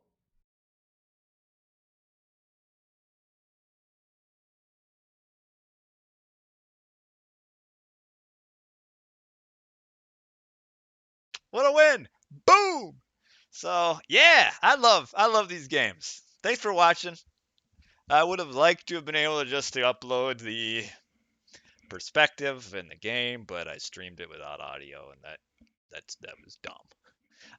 But yeah, it was so much fun. I really enjoy these team tournaments. Are definitely my favorite tournaments in Age Mythology. I mean, really, I've always been a guy. I love team games, team sports, so much more than 1v1s or anything like that. Like, whether it be in real life playing like more of a one-on-one game compared to team sports. Always big into team sports. And RTS League for Age of Mythology was a tournament that's been around for, whew, yeah, I mean, it was around for Age of Empires 2 before Age of Mythology came out. So then RTS League, which is a clan tournament, team 3v3 tournament for Age of Mythology, it's been around since 2003. And RyFang and I, since we're both old, ancient people who have never grown up, I mean, we played together back in '03, back in '04, '05, '06, on for the one and only clan. And man, I put a lot of time into it back then, as far as like strategies and playing and practicing. Really, really enjoyed RTS League. It was always the highlight. My week was the RTS League games, and RyFang, I think he enjoyed them too, as well. Maybe not as much as me. Maybe he did. I don't know. But yeah, we put a lot of effort back in the old days. A lot of strategy, as good of strategy as 15 and 16-year olds ish could put into into strategy games. And now here we are, 17, 18 years later, and still me and RyFang and BoIt now, as well. And yeah, it's meaningless. Stupid game. Old game. 20 years old. Small community. But it's just that kind of intangible thing of being on a team, and you're kind of playing for more than just yourself. You can't really put your fingers on it, but just knowing that it's a team where the game matters to everybody. It makes it a little, it's just that little bit more valuable, even though in the grand scheme of things it means nothing. But the fact that it means something, it does. It means something, but it means nothing all at the same time. But because we care, it does mean something. That's why I enjoy. I've always enjoyed RTS League. I enjoy the games with the old boys, even though we lose more than we win. Um, though in a way, that struggle too also makes the victories that much more special, because it's a struggle. And then like when we do win, it's like, yes, we finally did it. Yes. Mm. As opposed to, like, for example, a handful of years ago, it was me and Wiz were on F2, and then the first year with F2, we made the playoffs, and it was a lot of fun, and then we lost in the first round. Um, and I think that had to have been the UCA boys, and pretty close loss, or maybe it was might have been a team from Brazil. It might have been against Matayo. Um, and we lost it. Then the next season, Wiz was like invited everybody and their mother into the team so that we could win, and then that's when Player joined and Green Sea Squash joined, and so from one season to the next, all of a sudden we went from kind of your middle of the crowd team to now we had player and Green Sea Squash. It was easy. And we won and won and won and won. And I don't even think I played all season up until the RTS League finals. And I was somehow able to play. And so we went in, and there wasn't a whole lot of strategy into it. It was basically I, as the worst player of the team, would just play in a way to hold and try not to lose. And then since player and squash were better than everybody else, the assumption would be they'd win their sides, and so we would win the game. And that's what happened. And kind of the plan was as soon as we lost a game, I would sub out and Wiz would come in. The problem was we won 3-0. We won the series. We won the RTS league. And you know what it meant to me? Eh, uh, didn't really mean anything. And mainly because the team aspect wasn't there. Because now I was playing with Player and Green Sea Squash, who were cool dudes in their own right. But, they were essentially just mercenaries recruited into the team so we could win. And it was like, yeah, we won, but yippee. Yeah. You know, it wasn't even, it's not our team. Our team did not win. It was Player and Green Sea Squash came in, kind of interlopers came in and won. Um, so it was kind of a hollow victory, so to speak. Um, I mean, I could still say, hey, I'm an RTS League champion, but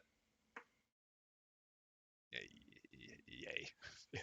So, um, yeah, we watched the tournament because it means something. Yeah, that's what I mean. See, it's kind of weird where you could almost get into some whole philosophical stuff here where you can say, you know, even religious, does life have meaning? What is the purpose? Why do I go to work? Why do I buy these things for my kids for Christmas? In the grand scheme of things, aren't we all in 100 years? I'm gonna be gone. In 100 years, Cam's gonna be gone. In 100 years, everybody watching is gonna be gone. But reality is that everything we do does matter because it matters to people. Um, RTS League, this team tournament,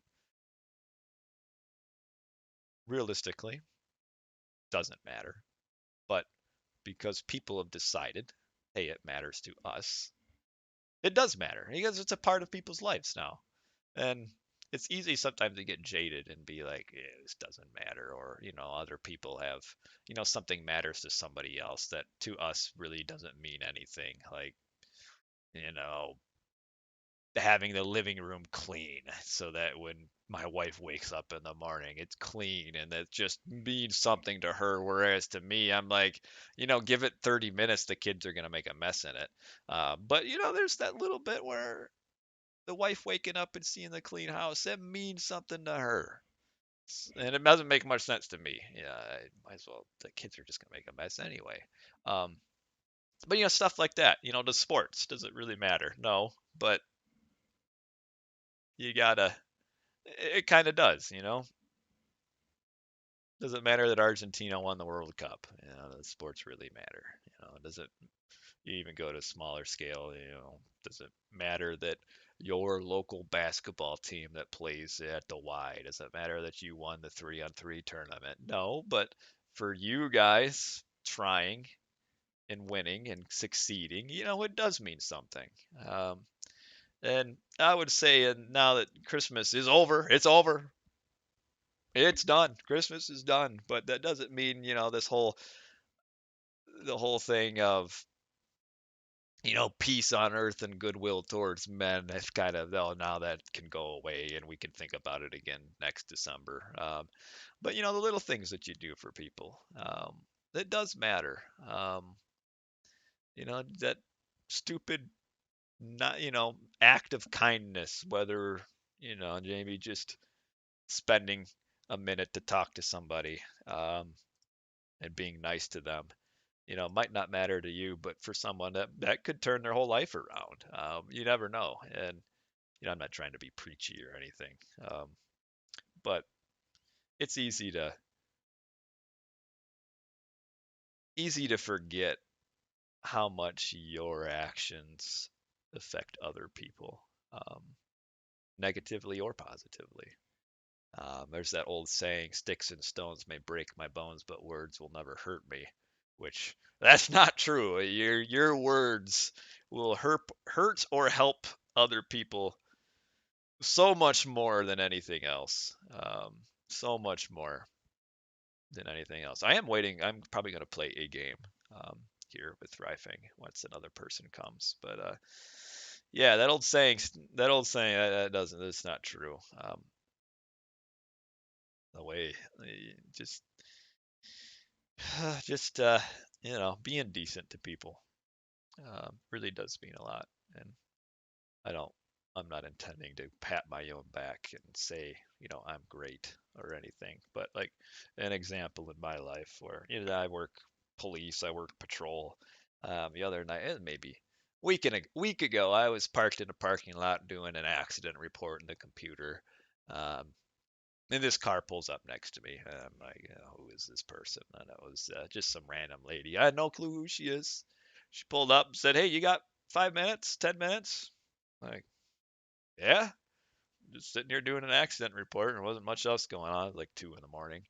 And she's like, "Yeah, I just want to talk." Like, well, about what? Like, I just want to talk. Let's just talk. So, talked to her for, I don't know, probably ended up being about 20 minutes, just life and things in general. And, she shared some things that's going on in her life. And then ultimately I had to go somewhere. And then she told me, you know what? As I was leaving, she's like, "You have no idea how much this meant to me." And I don't, I really don't. Because, for me, it didn't really mean anything to me. But I guess to her, it just being there and giving her someone to talk to for 15 minutes in the middle of a snowy night apparently meant something to her. And you never know. I mean, most of the time you won't probably have people that come up to you and say, "Hey, can you talk to me? I need something." But just taking that little extra step, being decent to people, um, friendly to people, can change a whole lot more. The whole words will never hurt me. It's Don't fall into that trap because words do hurt, and words do help on the other side. But we need one more person to get in this game. So yeah, and that kind of moves even a little bit into streams, video game streams. To a lot of people, video game streams really make no sense. My wife can't really get her get her mind wrapped around it. Like she doesn't understand. And in reality, when you think about it, you know, watching someone play a game, it like Age of Mythology, what does it, it's when you think about it, it's so silly. I mean, you people are all silly watching me in my basement playing this game that came out 20 years ago. But look at this. Back behind me, I got this painting of Poseidon that GCS Fimble winner sent me from India because he enjoyed my streams. And my wife can't believe it. But, it's true. So, and again, I'm not saying this to make it seem like I'm some sort of, what in the world did I happen here? I'm some sort of hero because I'm not. But I hope I can be a positive influence in somebody, in people's lives. And if it's just me playing a video game, it's all good. But if it helps you, I'm happy. I try to keep this positive.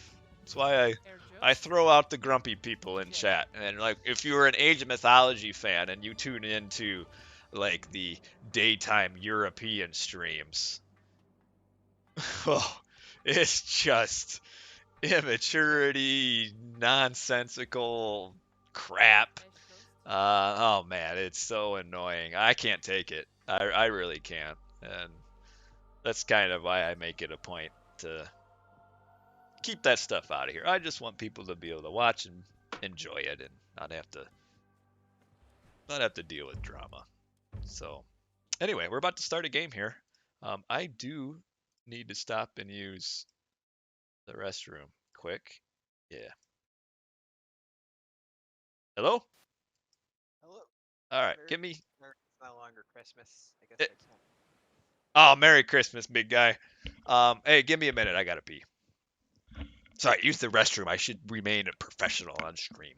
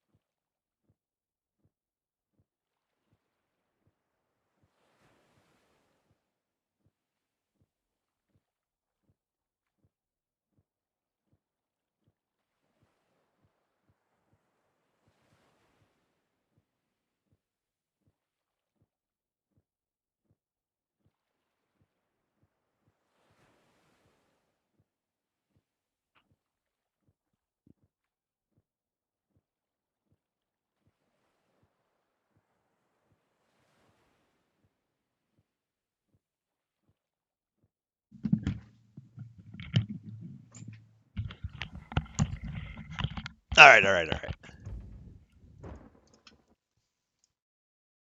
Boom. Look at this. I changed the. I even remembered to change the overlay.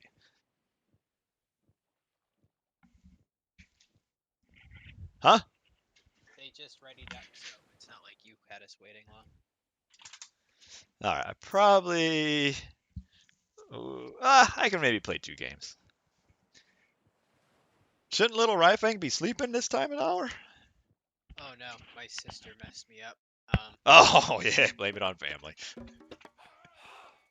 He flew in from Seattle Thursday morning when the giant storm and rain was all blowing in, so she was delayed 2 hours. So I was gonna pick her up at 5 and then go to bed before we have a party with my cousins at 4. And she got delayed 2 hours, so that I didn't get to sleep until late and got like 4 hours of sleep before our family Christmas party.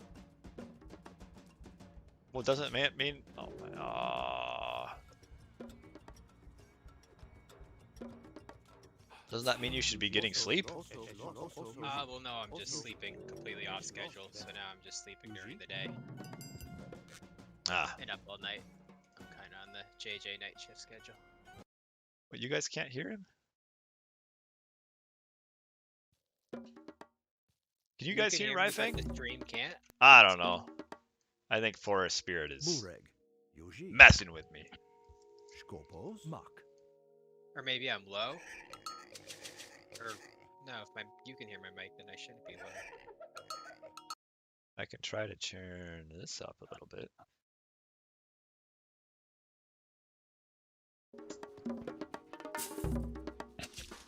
Scopos? Oh, jeez. Whatever. Can you hear RyFang at all? RyFang, say something. I'm talking. Oh, he just talked. Can you hear him? Now he's not even going to answer. I like that too. Hedgehogs, Yuji. Oh, shoot, on Kronos, I should get ready first. Oh, he said that's better. Alright. Okay. I also had my mic away from my mouth, so Oh, that yeah. could have been part of it. You're a lot louder in my ears, too. Hedgehogs, And in all this hubbub, I had smite a little bit. Bure, Town center. Mak, Eshlos, Mos Intam, Alright, what have we got here? Burek. Osto. Hey, you're welcome. Yuji. Yuji. Hedgehogs. Yuji. Schwest. Schkopost. Burek. Also.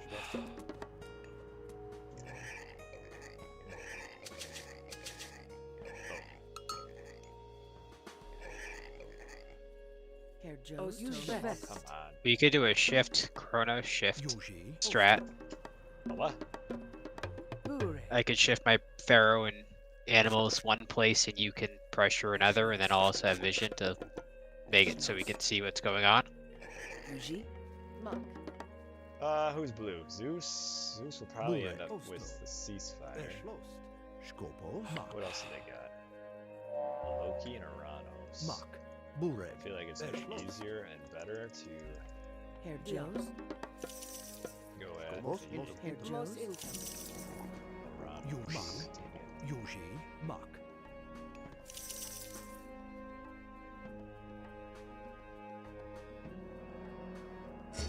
Yuji. Mak. I'm gonna go in the pocket guy.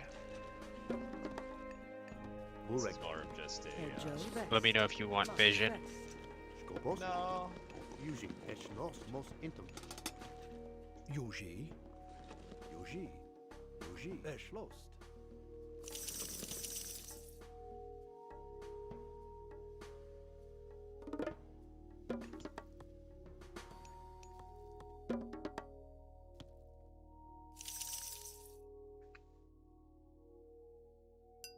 Oh, sweet. Skopos. Yuji. Red's really slow on his. Skopos. Hedgehogs. Hedgehogs. Hedgehogs. Burek. Mak. Yuji. Yuji. Yuji. Skopos. Yuji. Yuji. Burek. Yuji. Hedgehogs. He's got another one. Hedgehogs. Yuji.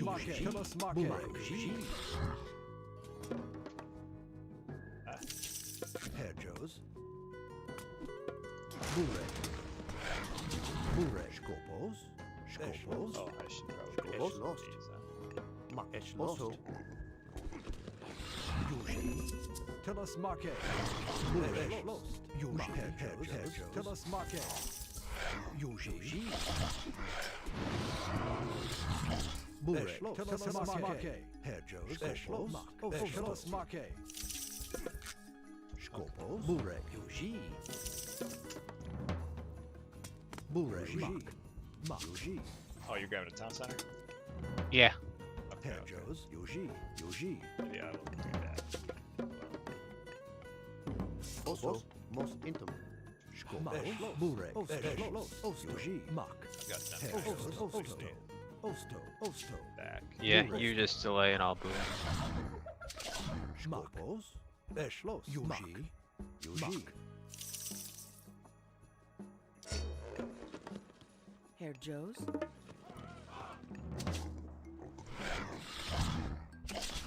Burek. Hedgehogs. Burek. Skopos. Yuji. Eshlos. Yuji. Mos Intam, Yuji. Skopos. Most intim. Burek, Yuji. Burek.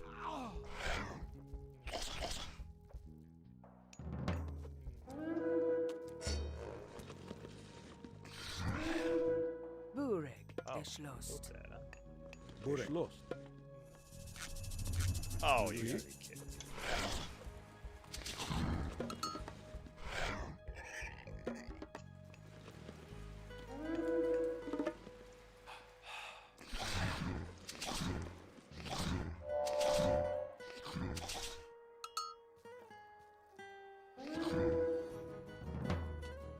Burek. Herr Schloss. Joes. Mos That Inter. rain. Herr Joes. Yuji. Osto. Skopos. Skopos. West. Burek. Osto. Osto. Schwest. Osto. Burek. Schloss. Mak. Skopos. Lost. Burek. Skopos. Schloss. Burek. Schloss.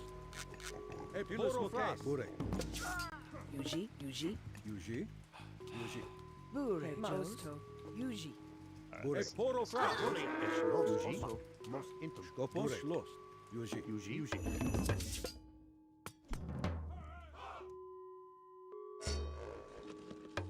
Burek. They have no idea how.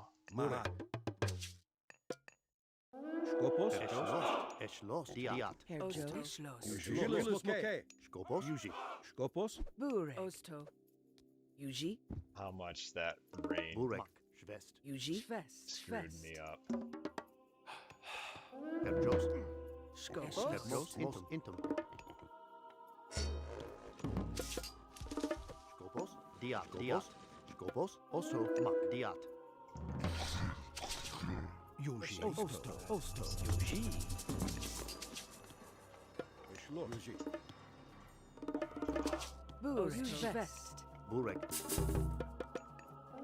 Yuji. Yuji. Tilis Mokay. Schloss. Yuji. There are some.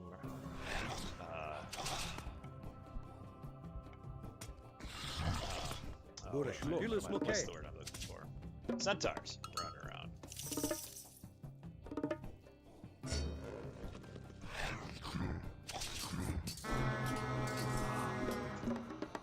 I have to stay back on my feet right now.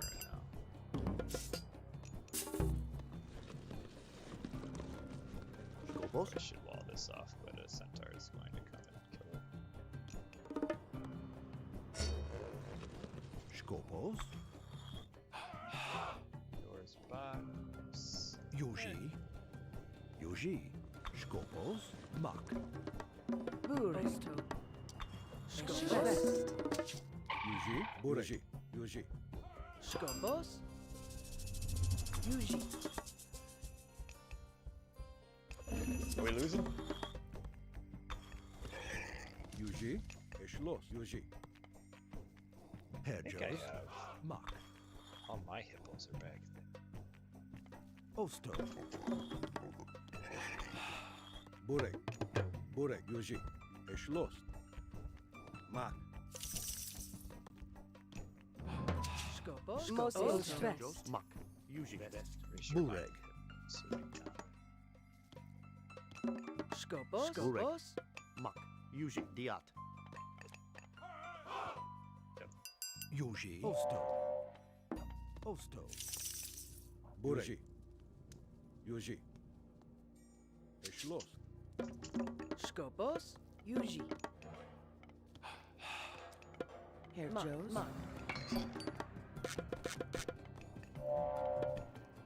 Burek.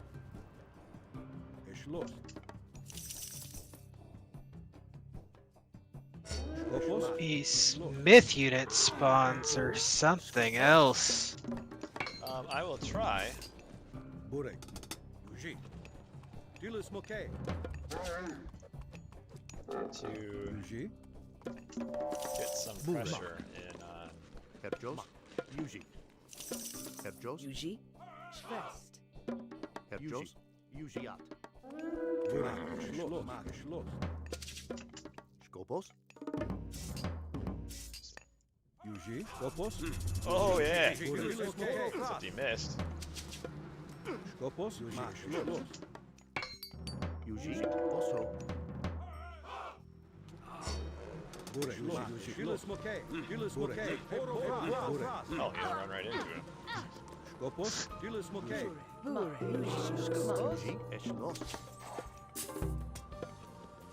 Wait, yellow isn't even my guy? Skopos. No. Yuji. Yuji. Schloss. Skopos. Schloss. Yuji. I feel like time Burek. shifting. Yuji. Yuji. Schloss. Burek. Mak. Burek. Yeah, I kind of feel like you're right.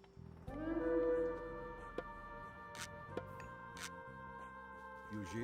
Et poro Yuji. Burek. Yuji. Yuji. Burek. Yuji. Burek. Burek. Yuji. Yuji. Yuji. Yuji. Skopos. Yuji. I'm gonna time shift onto yellow and kill him.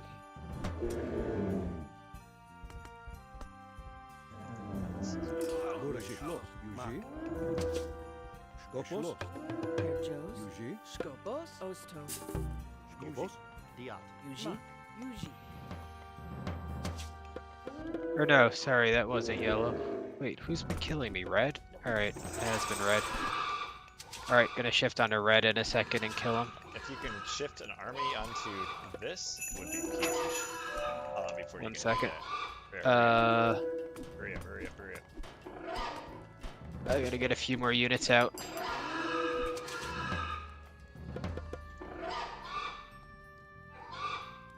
Yuji.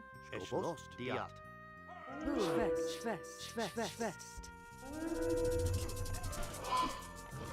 Get on the town center. Skopos. Skopos. Et poro fras. Burek. Los. Mak. Osto. Ost. Yuji. Yeah, that's good. I got his base. House, Skopos. or Osto. his base Osto. thing too. Yuji. Schloss. Both my town centers aren't even training citizens. This is the kind of crap that makes me lose games. Skopos. Watch your Burek. Et poro fras. chariots here. Yeah. Et poro fras. Yuji. Burek. Oso. Most intum.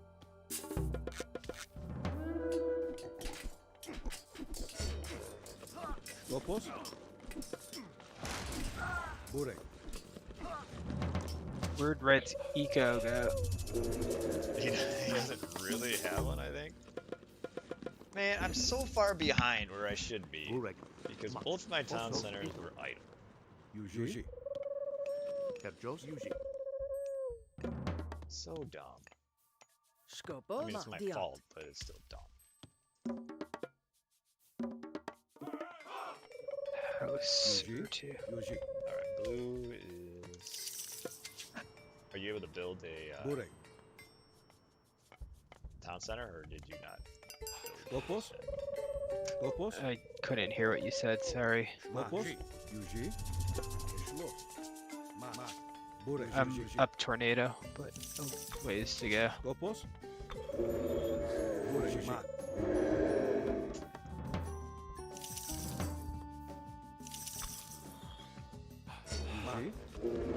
Burek. Yuji. Et poro fras. Skopos. Et poro fras. Yuji. Smokey.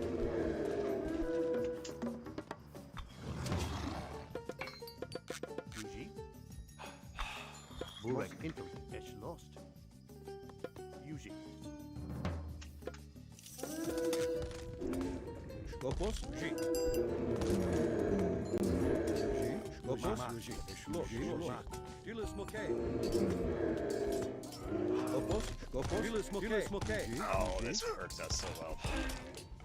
Yuji. Skopos. Burek. Yuji. Skopos. Skopos. Skopos. Past black issues. Burek. Yuji. Yuji. Yuji. Schloss. Burek. Yuji. Yuji. Yuji. Yuji. Et poro fras. Skopos. Et poro fras. Skopos. Skopos.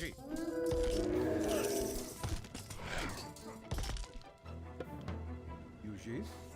Burek lost.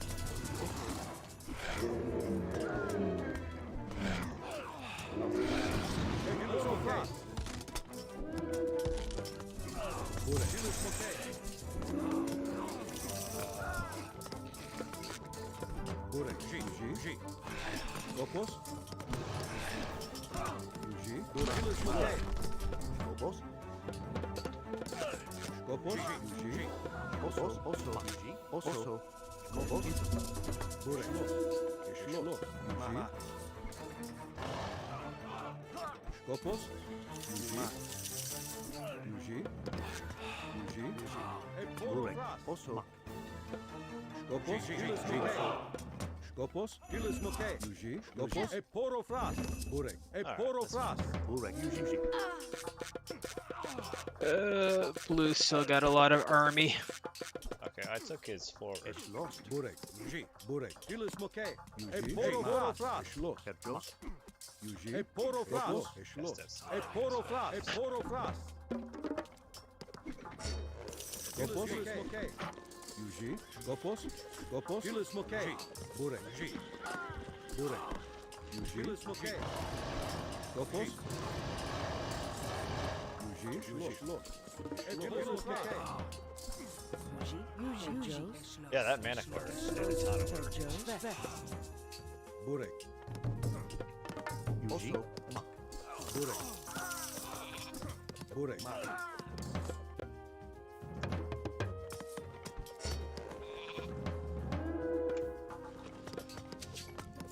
Yuji. Yuji. Skopos. Burek. Skopos. Skopos. Schloss. Burek. Skopos. Burek. Skopos. Skopos. Also. Most into. Skopos. Oh wow, this Yuji. guy Schloss. took care of Yuji. business. Schloss. Yuji.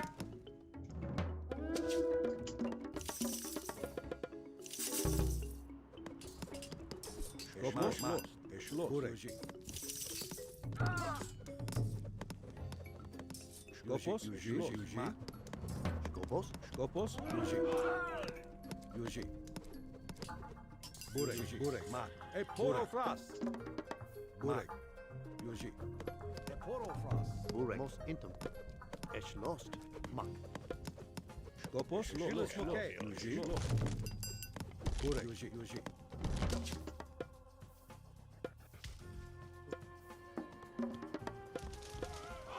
Oops, not that. Burek. Yuji. Much time left. 3, 2, Skopos.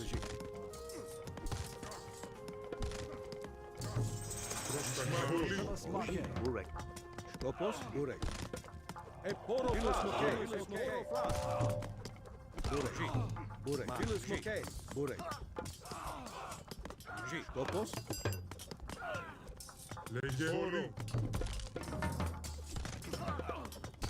Skopos. Yuji. A poro fras. Burek. Skopos. Burek. Burek. Skopos. Skopos. Burek. Ah, Also. It's lost. rats. Diat. Skopos.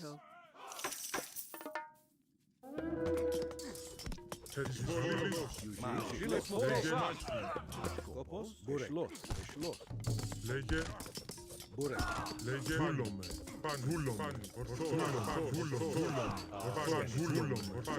Skopos. Yuji. Schloss. Skopos. Also.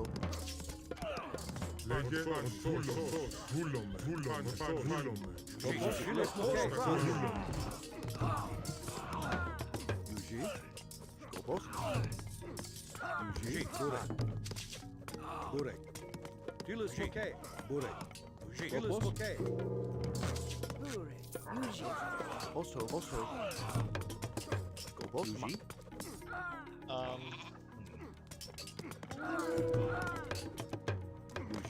Yuji. Is Red almost dead? Yeah, pretty much. Should I finish his base off? Was shifting it down there? Yuji. I don't think I'm going to push this. Done this.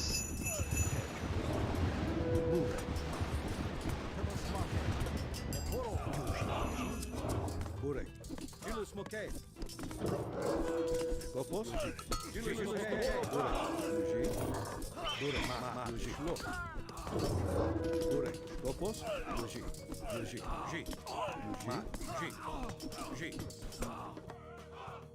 Herjos. Mak. Yuji. Eschlost. Osto. Mos Intel. Skopos. Herr Joes. Osto. Ilus Mokay. Ilus Mokay. Ilus Mokay. Burek. E poro fras. Yuji. Burek. Yuji. You have eco for a few heroes.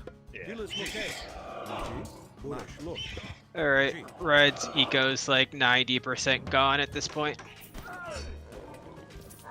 Skopos. Ilus Mokay. Ilus Mokay. Skopos. Burek. Yuji. Osto. Herr Joes. Monk. Skopos. Burek. Ilus Mokay. E poro fras.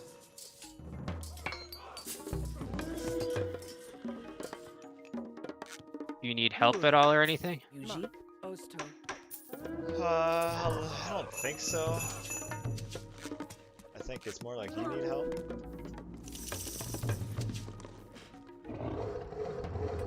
Burek.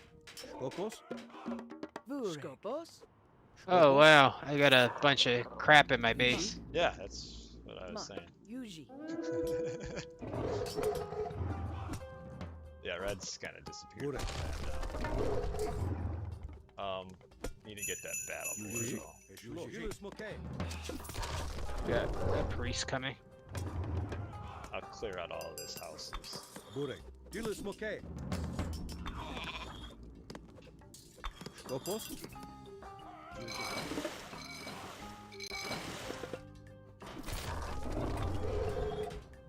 Get that hearse here. Yuji. Ilus Mokay. Get what hearse? Osto. There's a hearse here now. Yeah, the one. Osto. Osto. I think we win, right? I don't have any Skopos? myth units right now. I'll end up just killing. Burek. Yeah, I might be worth it to vortex another. I need one more Pika though.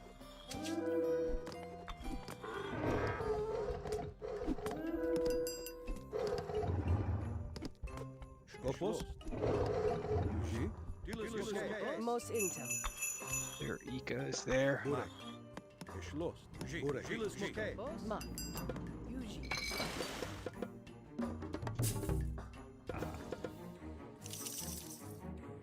I feel like I probably have some like Burek. Burek. E poro fras. Skopos. Burek. Ilus Mokay. Burek. Ilus Mokay.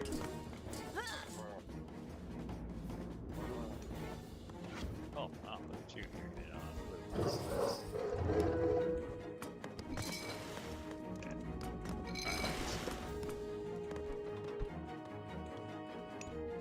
Yuji. Lost. Golia. Herr Joes. RyFang is Alright, I cleaned up the stuff in my base. yeah, see?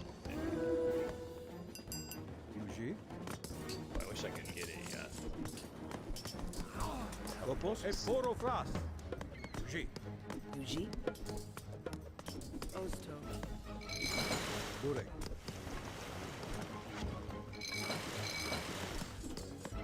Skopos. Yuji.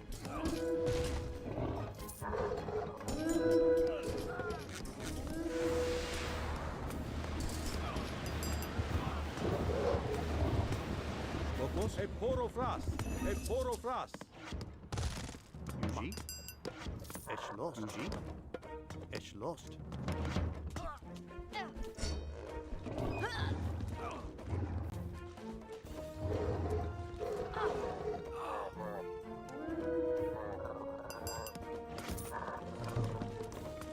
Golia.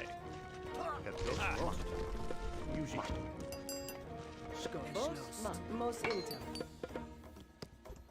Burek. Yuji. Burek. Ilus Mokay. Burek. Ilus Mokay. Burek. Ilus Mokay. Skopos. Burek. Ilus Mokay. Red is not Ilus dead. Mokay. Yuji. E poro fras. oh, he is too. Yuji. Kerjos. Yuji. Monk. Burek. Yuji. Skopos. Burek. Yuji. Bure. Yuji. Yuji. Skopos. Skopos. Skopos. Yuji. Yuji. Bure. Bure. Yuji. Es los. Bure. Es los. Yuji. Mas. Bure. Hilis Mokay. Yuji. Yuji. Bure. Skopos. Skopos. Yuji. Ma. Yuji. Bure. Yuji. Yuji. Bure. Skopos. Bure. Yuji. Skopos. Skopos. Shlo. Ma. Hilis Mokay. Skopos. I thank this guy for this donation. Skopos. Coffers. Yuji. Bure. Osto. Ma. Shlo.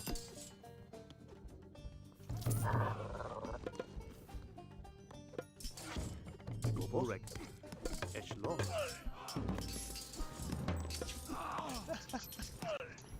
I own this dude's plenty vault. Bure. Ma. Osto. Schloss. Skopos. Yuji. Es Yuji. Yuji. Es los.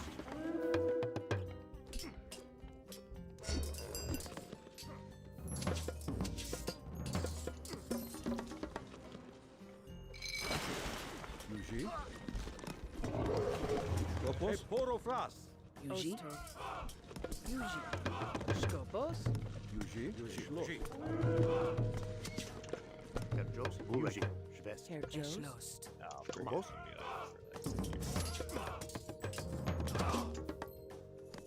Bure. Looks like it's about Skopos. Bure.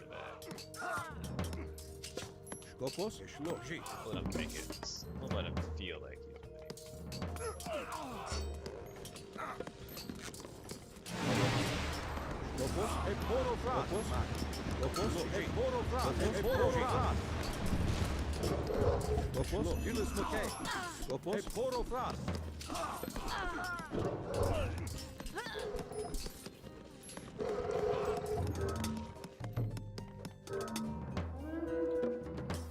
Yeah. Yuji.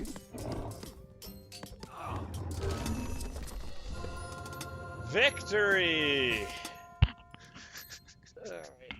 Oh. 2TC wasn't the best strat versus Loki. That worked out all right. Because of your pressure combined with mine. Boy, it really I wonder sucked. how he even made that army at the end. I think he got tributed. Let's see. Yeah, he got sent a whole bunch of resources. From blue. Blue and yellow sent him. Yuji. Oh, yeah. Take a look at AK bonus resources. take a look at my plenty vault in his base.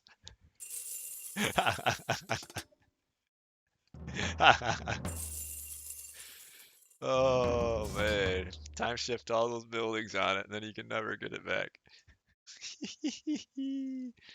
Pink did well. He just kind of turtled and then pushed. Yeah, That underworld into my middle of my base was kind of painful because I had no population back there. yeah. I thought Honestly, he should have, if he put it behind my TC, I probably would have been screwed, but he put it right in the middle of like 3 towers in the TC. Yeah. Skopos. Having some idle town center time kind of cost me there. Look at this.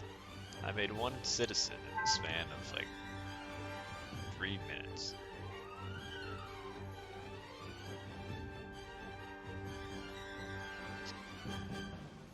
Yeah. Dealing with Loki's also hard because you need to build forward a lot, otherwise he just overwhelms you. Mm-hmm. Yeah, they sent him a whole bunch of resources at the 24-minute mark. Oh, that's where he got that flaming weapons push. I knew if I just got my numbers back up and unit traded, it was over, seeing as I had 80 plus fills. Yeah, yellow sent him a whole 15. lot then. Well, that went pretty well. Herr Joes. Bure.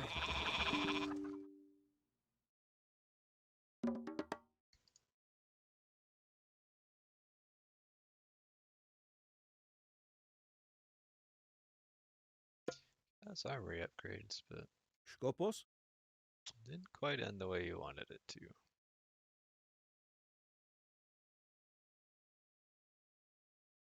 Oh, you were on that town center there. I took advantage of the chaos and went up to 5 TCs. Alrighty, that was a fun game. We'll do one more. Then I'll be done. Do I only play when the wife is asleep? Kind of. See, I'm on night shift now, so I stay up at night. So I have a really hard time, considering I have a family, justifying playing during like the daytime, because I'm essentially They'd be playing with the kids sleeping. instead. Right? Yes, exactly. Because I generally sleep. It's usually not so bad because I sleep pretty much at school hours, and then I wake up after they get home. But yeah, there's no reason for me to be playing games during the day.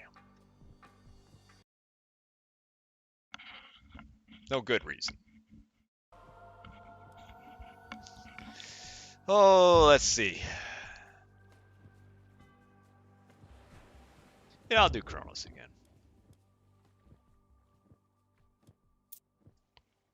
Are they punishing me? Who is they?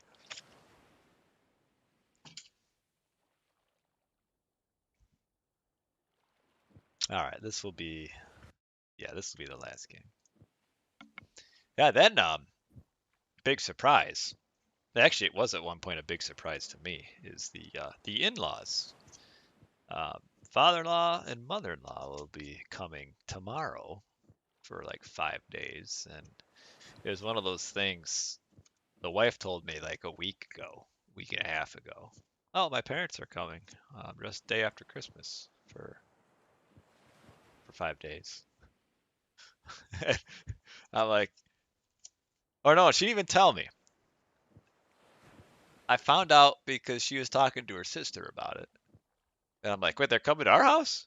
And she says, yeah, I told you. I'm like, no, you definitely didn't. And then she agreed, yeah, I didn't. And then I asked her, how long has she known? And she's like, oh, I've known for like 3 months. She doesn't even tell me. Just kind of word gets out. She's talking to her sister. Oh, yeah, I guess I just assumed you knew. Like, well, how am I supposed to know? But yeah, so they're coming. Big surprise to all of us. The kids don't know yet. It'll be fun for them because they're on Christmas break. How big's your wife's family? How many siblings does she have? Just 2. She's not like me. Burek. There's 9. There's 9 of us. Do the trees help you at all? Nah, give them to. I mean, you might as well give one to each of us, but you can give it to yourself first.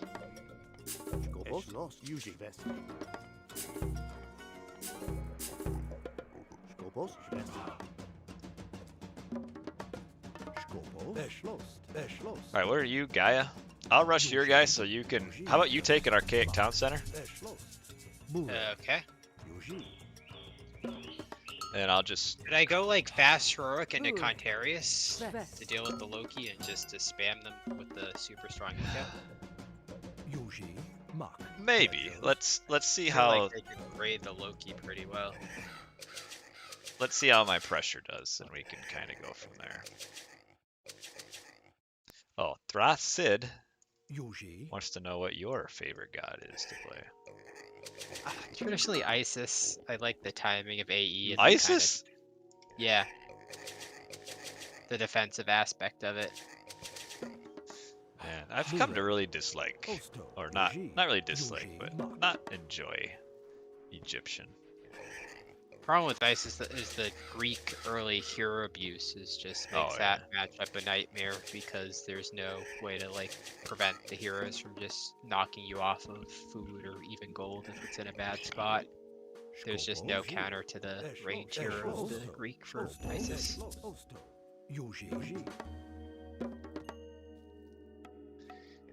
Alright, there's no hunt here. There's some hippos there. Ah, crap. Alright, it's the Loki. Well, that'll work.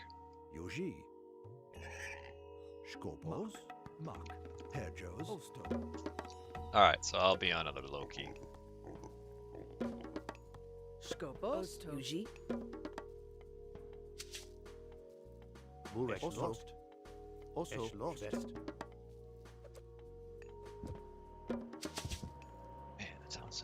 Herr Jones. Most Aim is so bad. Skopos. Yuji. Osto. Skopos. Relic is this? Kopesh of Horus. Ooh, that's nice. Burek. Yuji.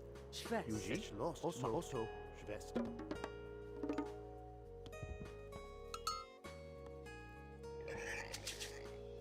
You want to grab it, or should I grab the relic? I think I will for the initial Loki Herseer, or Loki.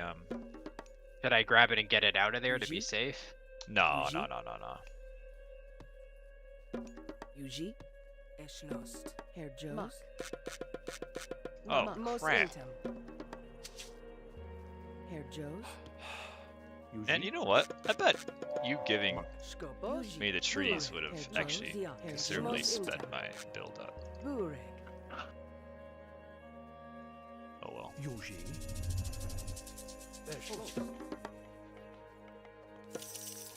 Yuji. Most Intem. That would have made a difference, actually. Yuji. Most Intem. Next time, Burek. I'll Most take the Intem. trees. Okay. Herr Jones. Schwest. Oso. Schwest. Burek. Herr Jones.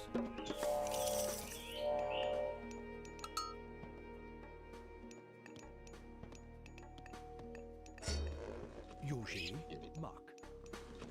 What other relics we got? Blanket of Empress Zoe, Thundercloud Shawl, Ankh of Ra. A lot of Geist relics. Instantly win the game. Skopos. Yuji. Most Intem. Yuji. Osto. Mach. Herr Jones. Mach. Burek. Osto. Do we know where Burek. his Yuji. hunt is? Yuji. Osto. Burek. Yuji. Osto. Skopos. Marke. Herr Jones. Herr Jones. Well, deconstruct the thing. What? What?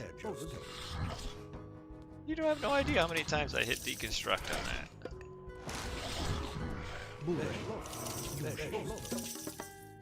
Herr Jones. Eschlost. Most Intem. Yuji.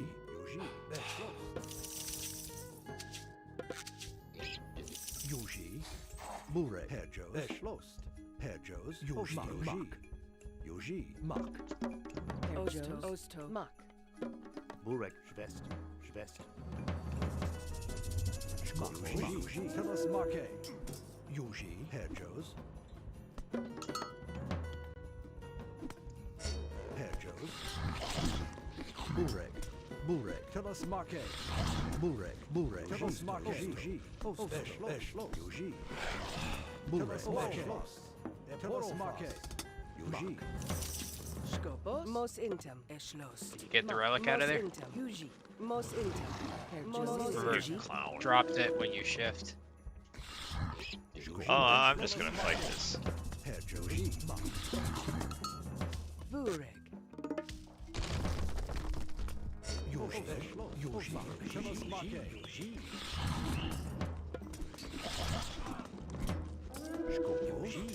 Skopos. Tell us Marke. Yuji. Skopos. Tell us Marke. Yuji. Tell us Marke.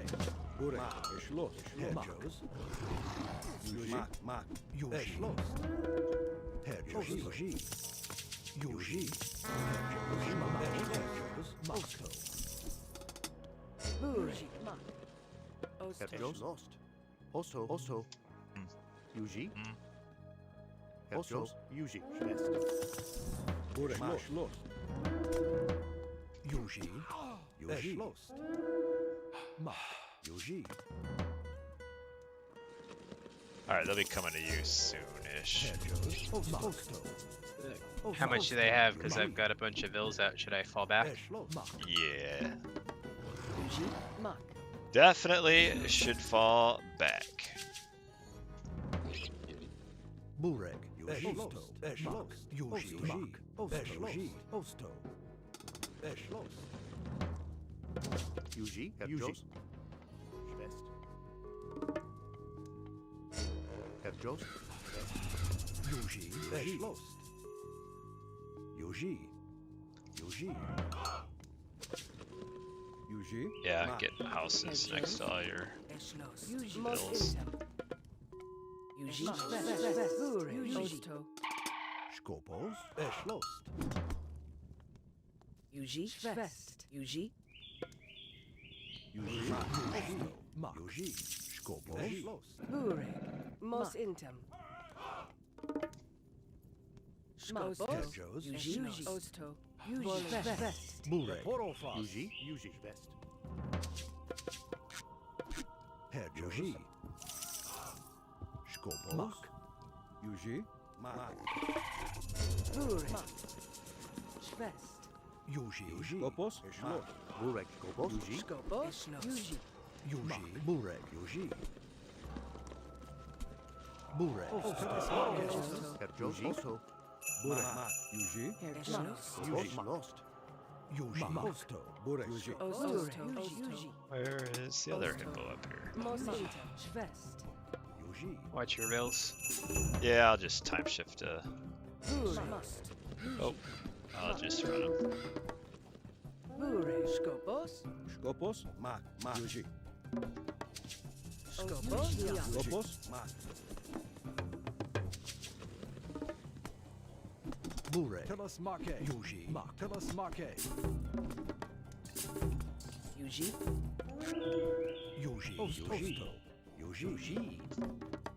Yuji. Yuji. Okay, no. Not down there. Burek. Yuji. Skopos. Yuji. Yuji. Schloss. Burek. Yuji. Skopos. Yuji. Schloss. Yuji. Burek. Skopos. Skopos. Yuji. Dilis Moke. Skopos. Eschlos. Osto. Murek. Also. Yuji. Mak. Burek. Yuji. Skopos. Bure. Yuji.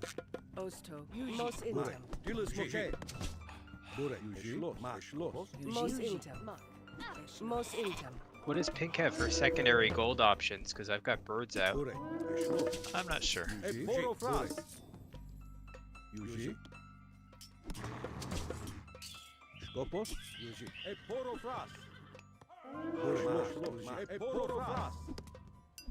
Yuji. Burek. Mak. Yuji. Herjos. Schlost. Bure. Diat. Yuji. Schloss. Mak. Yuji. Yuji. Yuji. Mak. Yuji. Schlost. Bure. Osto. Osto. Mak. Herjos. Yuji. Herjos. Also. Skopos. Burek. Diat. Burek. Yuji. Skopos. Herjos. Skopos. I found pink's Mak. food. Diat. Yuji. Mak. Herjos. Oh, how did they get way down there? Skopos. Yuji. Herjos. I should probably wall that off. Bure. Osto. Osto. Yuji. Mos intem. Burek. Skopos. Skopos. Yuji. Mak. Bure. Osto. Skopos. Yuji. Burek. Yuji. Yuji. Osto. Okay, I have way too much on. Yuji. Pink's in Herjos. trouble. Intem. Is he? Good. Yuji. He seems to be running back to. His ego's dying all over the place. Herjos. Intem. Murek. Yuji. Bure. He doesn't have a counter to the birds. Skopos. Skopos. Oh, cool, I need a house. Burek. Yuji. Burek. Yuji. Blue's coming to you. I'll send my units up to you. Bure. Yuji. Bure. Mak. Skopos. Yuji. Intem.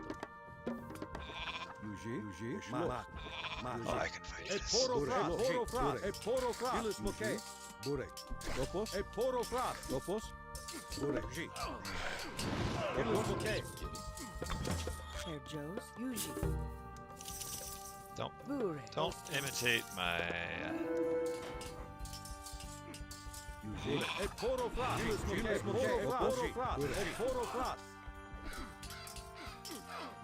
Jules Poro Fras. Jules Moke. Skopos. Bure Schloss. Schloss. Herr Joes, Yuji. Osto. Bureg. Did Implode do anything to Loki? Skopos. Ah, it's okay. Skopos. Yuji. Schloss. Bure. Yuji. Yuji. Do you have a healer unit or no? Sorry, what? Do you have the healer lady or no? I do, but I don't know where she is. Oh, okay. I need to find her for you. Right here. Can you send her to my Mermillos? Okay.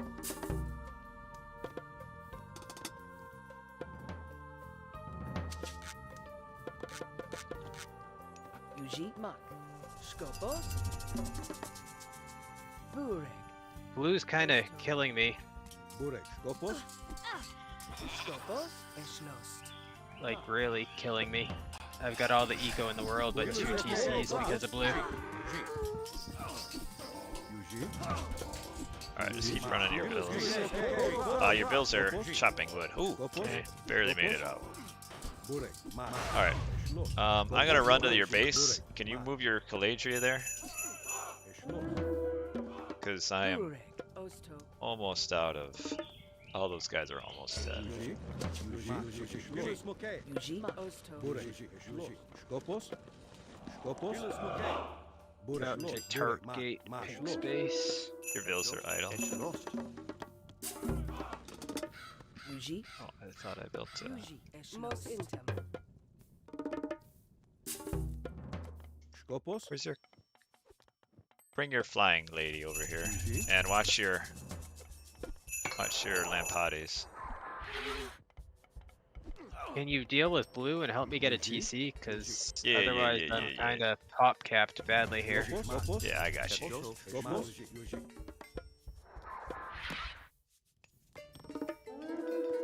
Skopos. Yuji.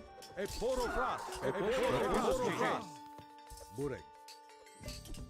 Skopos. Blue's just chasing my raiders around Bure. non-stop. Yuji. Skopos. Skopos. Schloss. Diat. Skopos. Diat. Diat. Mak. Skopos. Bureg. Yuji. Schloss. I mean, Pink should be dead if we were coordinated. I don't even know where his eco is. Bure. Skopos. You can get your town center now. Yuji. Skopos. Yuji. Blue's still camping it. Diat. Oh, now you can get it. Yuji. Herr Joes. Bureg. Where's Pink's gold even? Mak. Bure. Here, let me, this villager, I don't know where it's going, but it's the wrong way. I'm sending him forward to... Osto.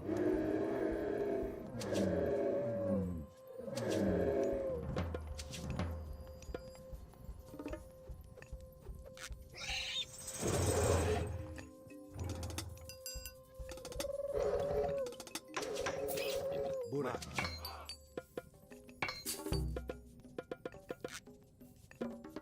Bureg. Yuji. Bure. Yuji. Skopos.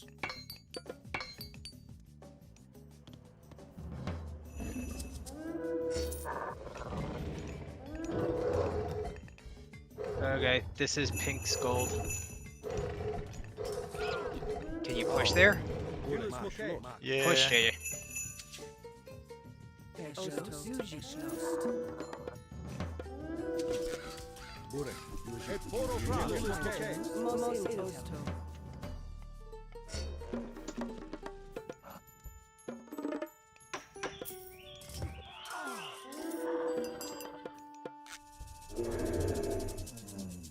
Bure. I don't have anything to kill his birds, though, is the bad thing. Bure. Bure. Bure. Yuji. Schloss.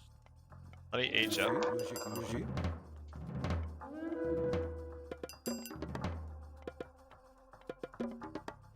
Yuji. E poro fras. Kopos. Yuji. Burek. Yuji. Osto. Skopos. Yuji. Mos intem.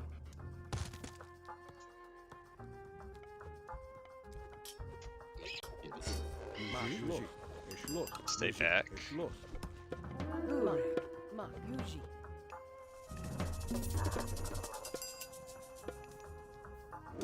Oh, they aren't noticing that.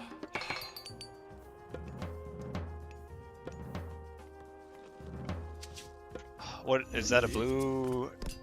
Oh, he just used vortex. Get your Burek. Herr Joes. Osto. Yuji. get your masons if you don't. I've got architects. Oh, nice. Kopos. Yuji. E poro fras. Yuji. He's cleaning up my Contraria spam. Alright, I'll come back. Just try to garrison at the front. Yuji. Ma. Yuji. Burek. Geschlossen. Mak. Oh shoot. Losing like all my eco. Mak. Yuji.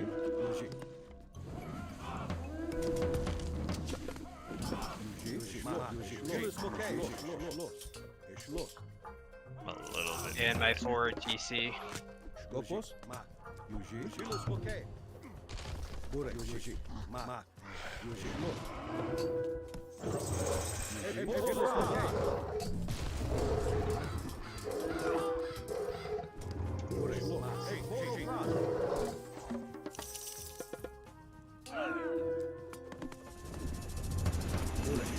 Alright, he did a defensive. Burek. Ma. Get your town center back in the back. Do you need resources?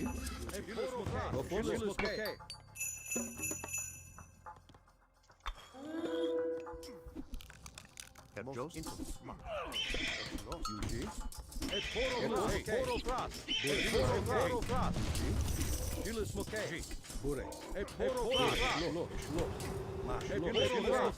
Joes. Yuji. Eschlost. Skopos. Eschlost. Skopos. Yuji. I'll grab your front town center unless you really need it.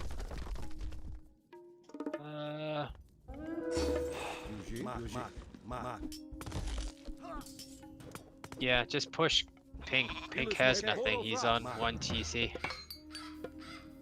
Yuji. Skopos. Burek. E poro fras. Skopos. Burek. E poro fras. Burek. Kill Pink's TC. Skopos. Yeah, I'm trying. E poro fras. E poro fras. Realistically, I need to lose my.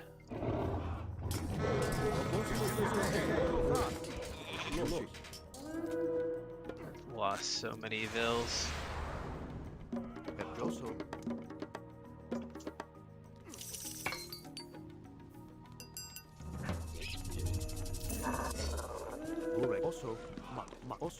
Did you not kill Pink's sword? Teal's all over green, so I'm gonna finish green off. Alright, I'm gonna send my calves to help. There is who's getting a town or a titan gate? That's blue. Get a line of sight of blue. Oh, I didn't even notice this.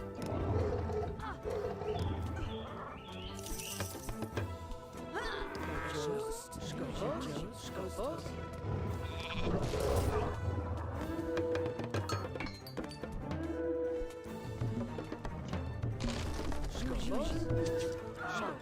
Yuji.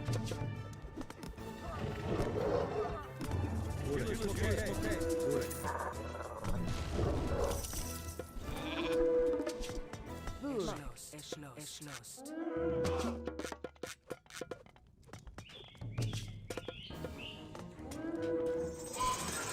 Burek.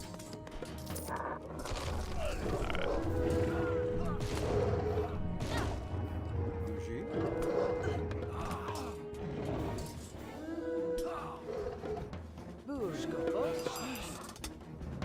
Oh, I'm trying to do Hero Contarius stuff and it's not working because I don't have the upgrade yet.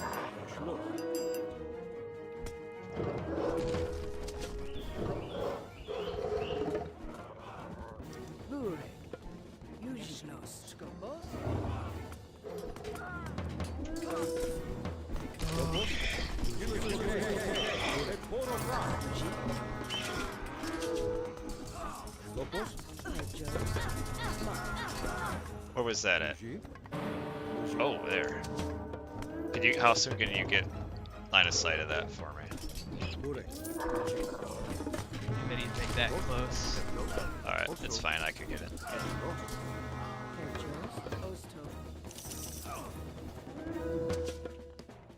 Burek. Yuji.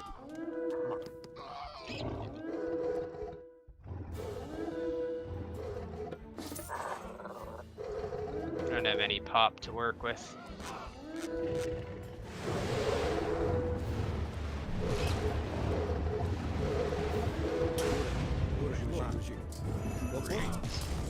Dead at least. Yeah, green's full dead, and I got the Titan Gate too.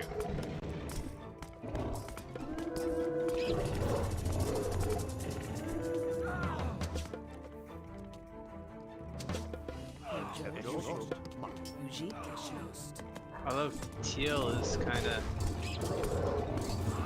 letting green back in it a bit. We've also got the push at our front. Lopos. Lopos. Poro Frost.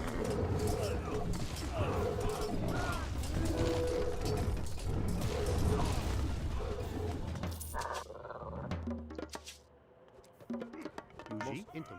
Erschlossen. Mach.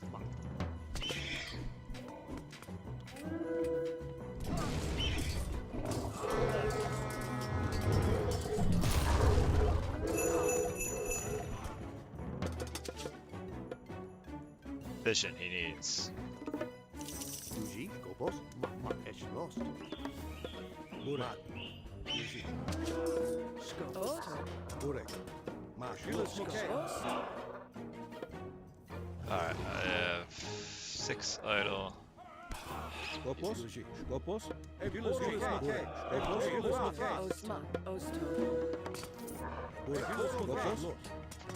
Skopos. Aha! That's the problem. Yuji. Skopos. Alright, we're doing good. Burek. I am housed again.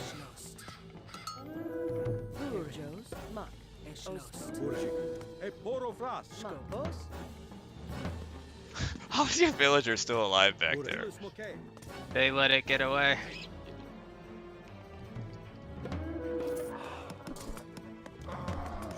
Poro Frost.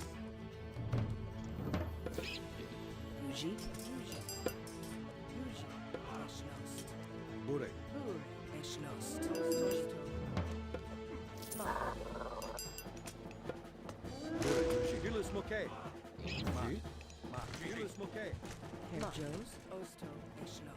Pink's falling back completely.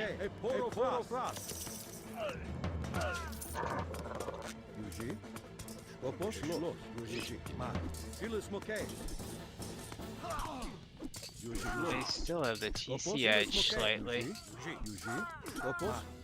If this guy's not ever gonna take that town center over there, I'm just gonna take it.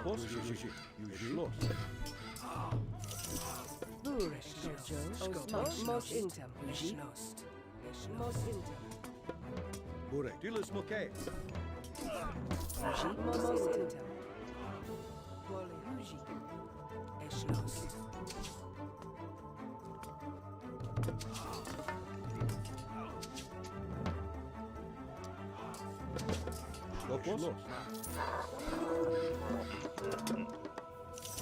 Finally. Burek. Ži.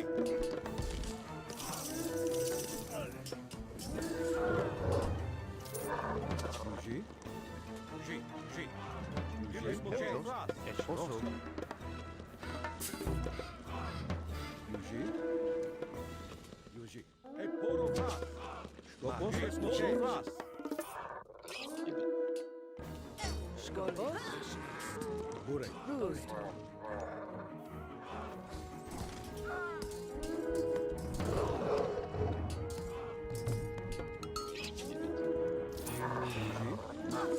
Yuji. Skopos. Hey, poro fast. Yuji. Yuji. Skopos, Yuji. Yuji.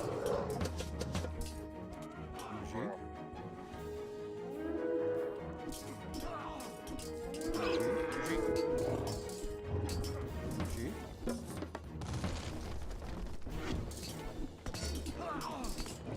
Skopos. Yuji. Yuji. Osto. Yeah, that was a harder one.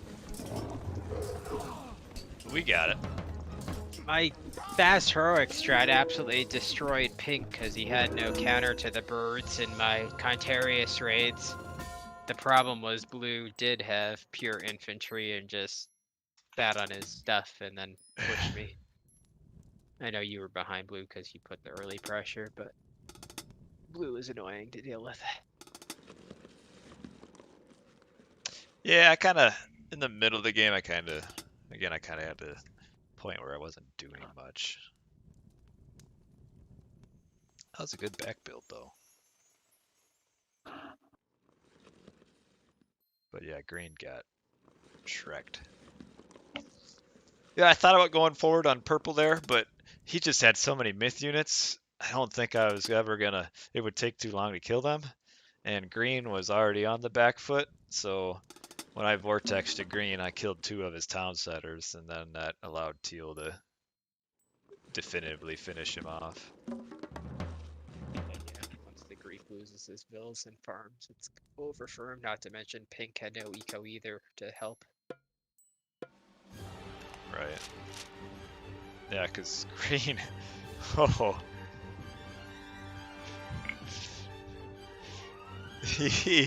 Man, I don't know where his villagers went, but they left the map.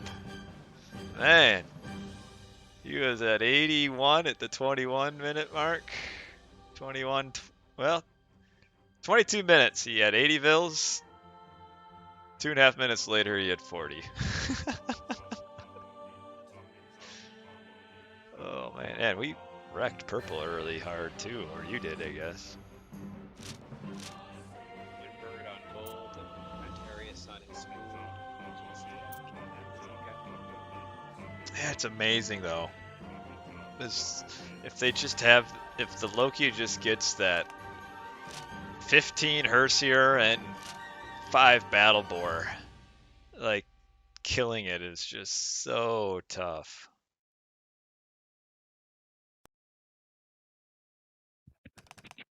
I All put him right. down to 13 villagers. Huh? I put him down to 13 villagers. He Yeah. went below the Atlanteans by a long shot. Yeah, these boats were kind of annoying. And anyway, all right, well, that was fun. Also, in a team game where the opponent has Vortex, like you almost can't build a Titan Gate. Not until the vortex charges are gone, or unless you wall off and deny vision significantly. Right. Yeah. And then he built his Titan Gate like closer to my base than it was his. Near the middle. But anyway, I'm gonna go. Got a couple of some stuff I gotta do around the house. Thanks for watching, everybody. I don't know. Let's see. What's my schedule look like? Monday, Tuesday. I'll probably have a stream later this week. But thanks for watching, everybody. Take care. Merry Christmas and Happy New Year soon. 2023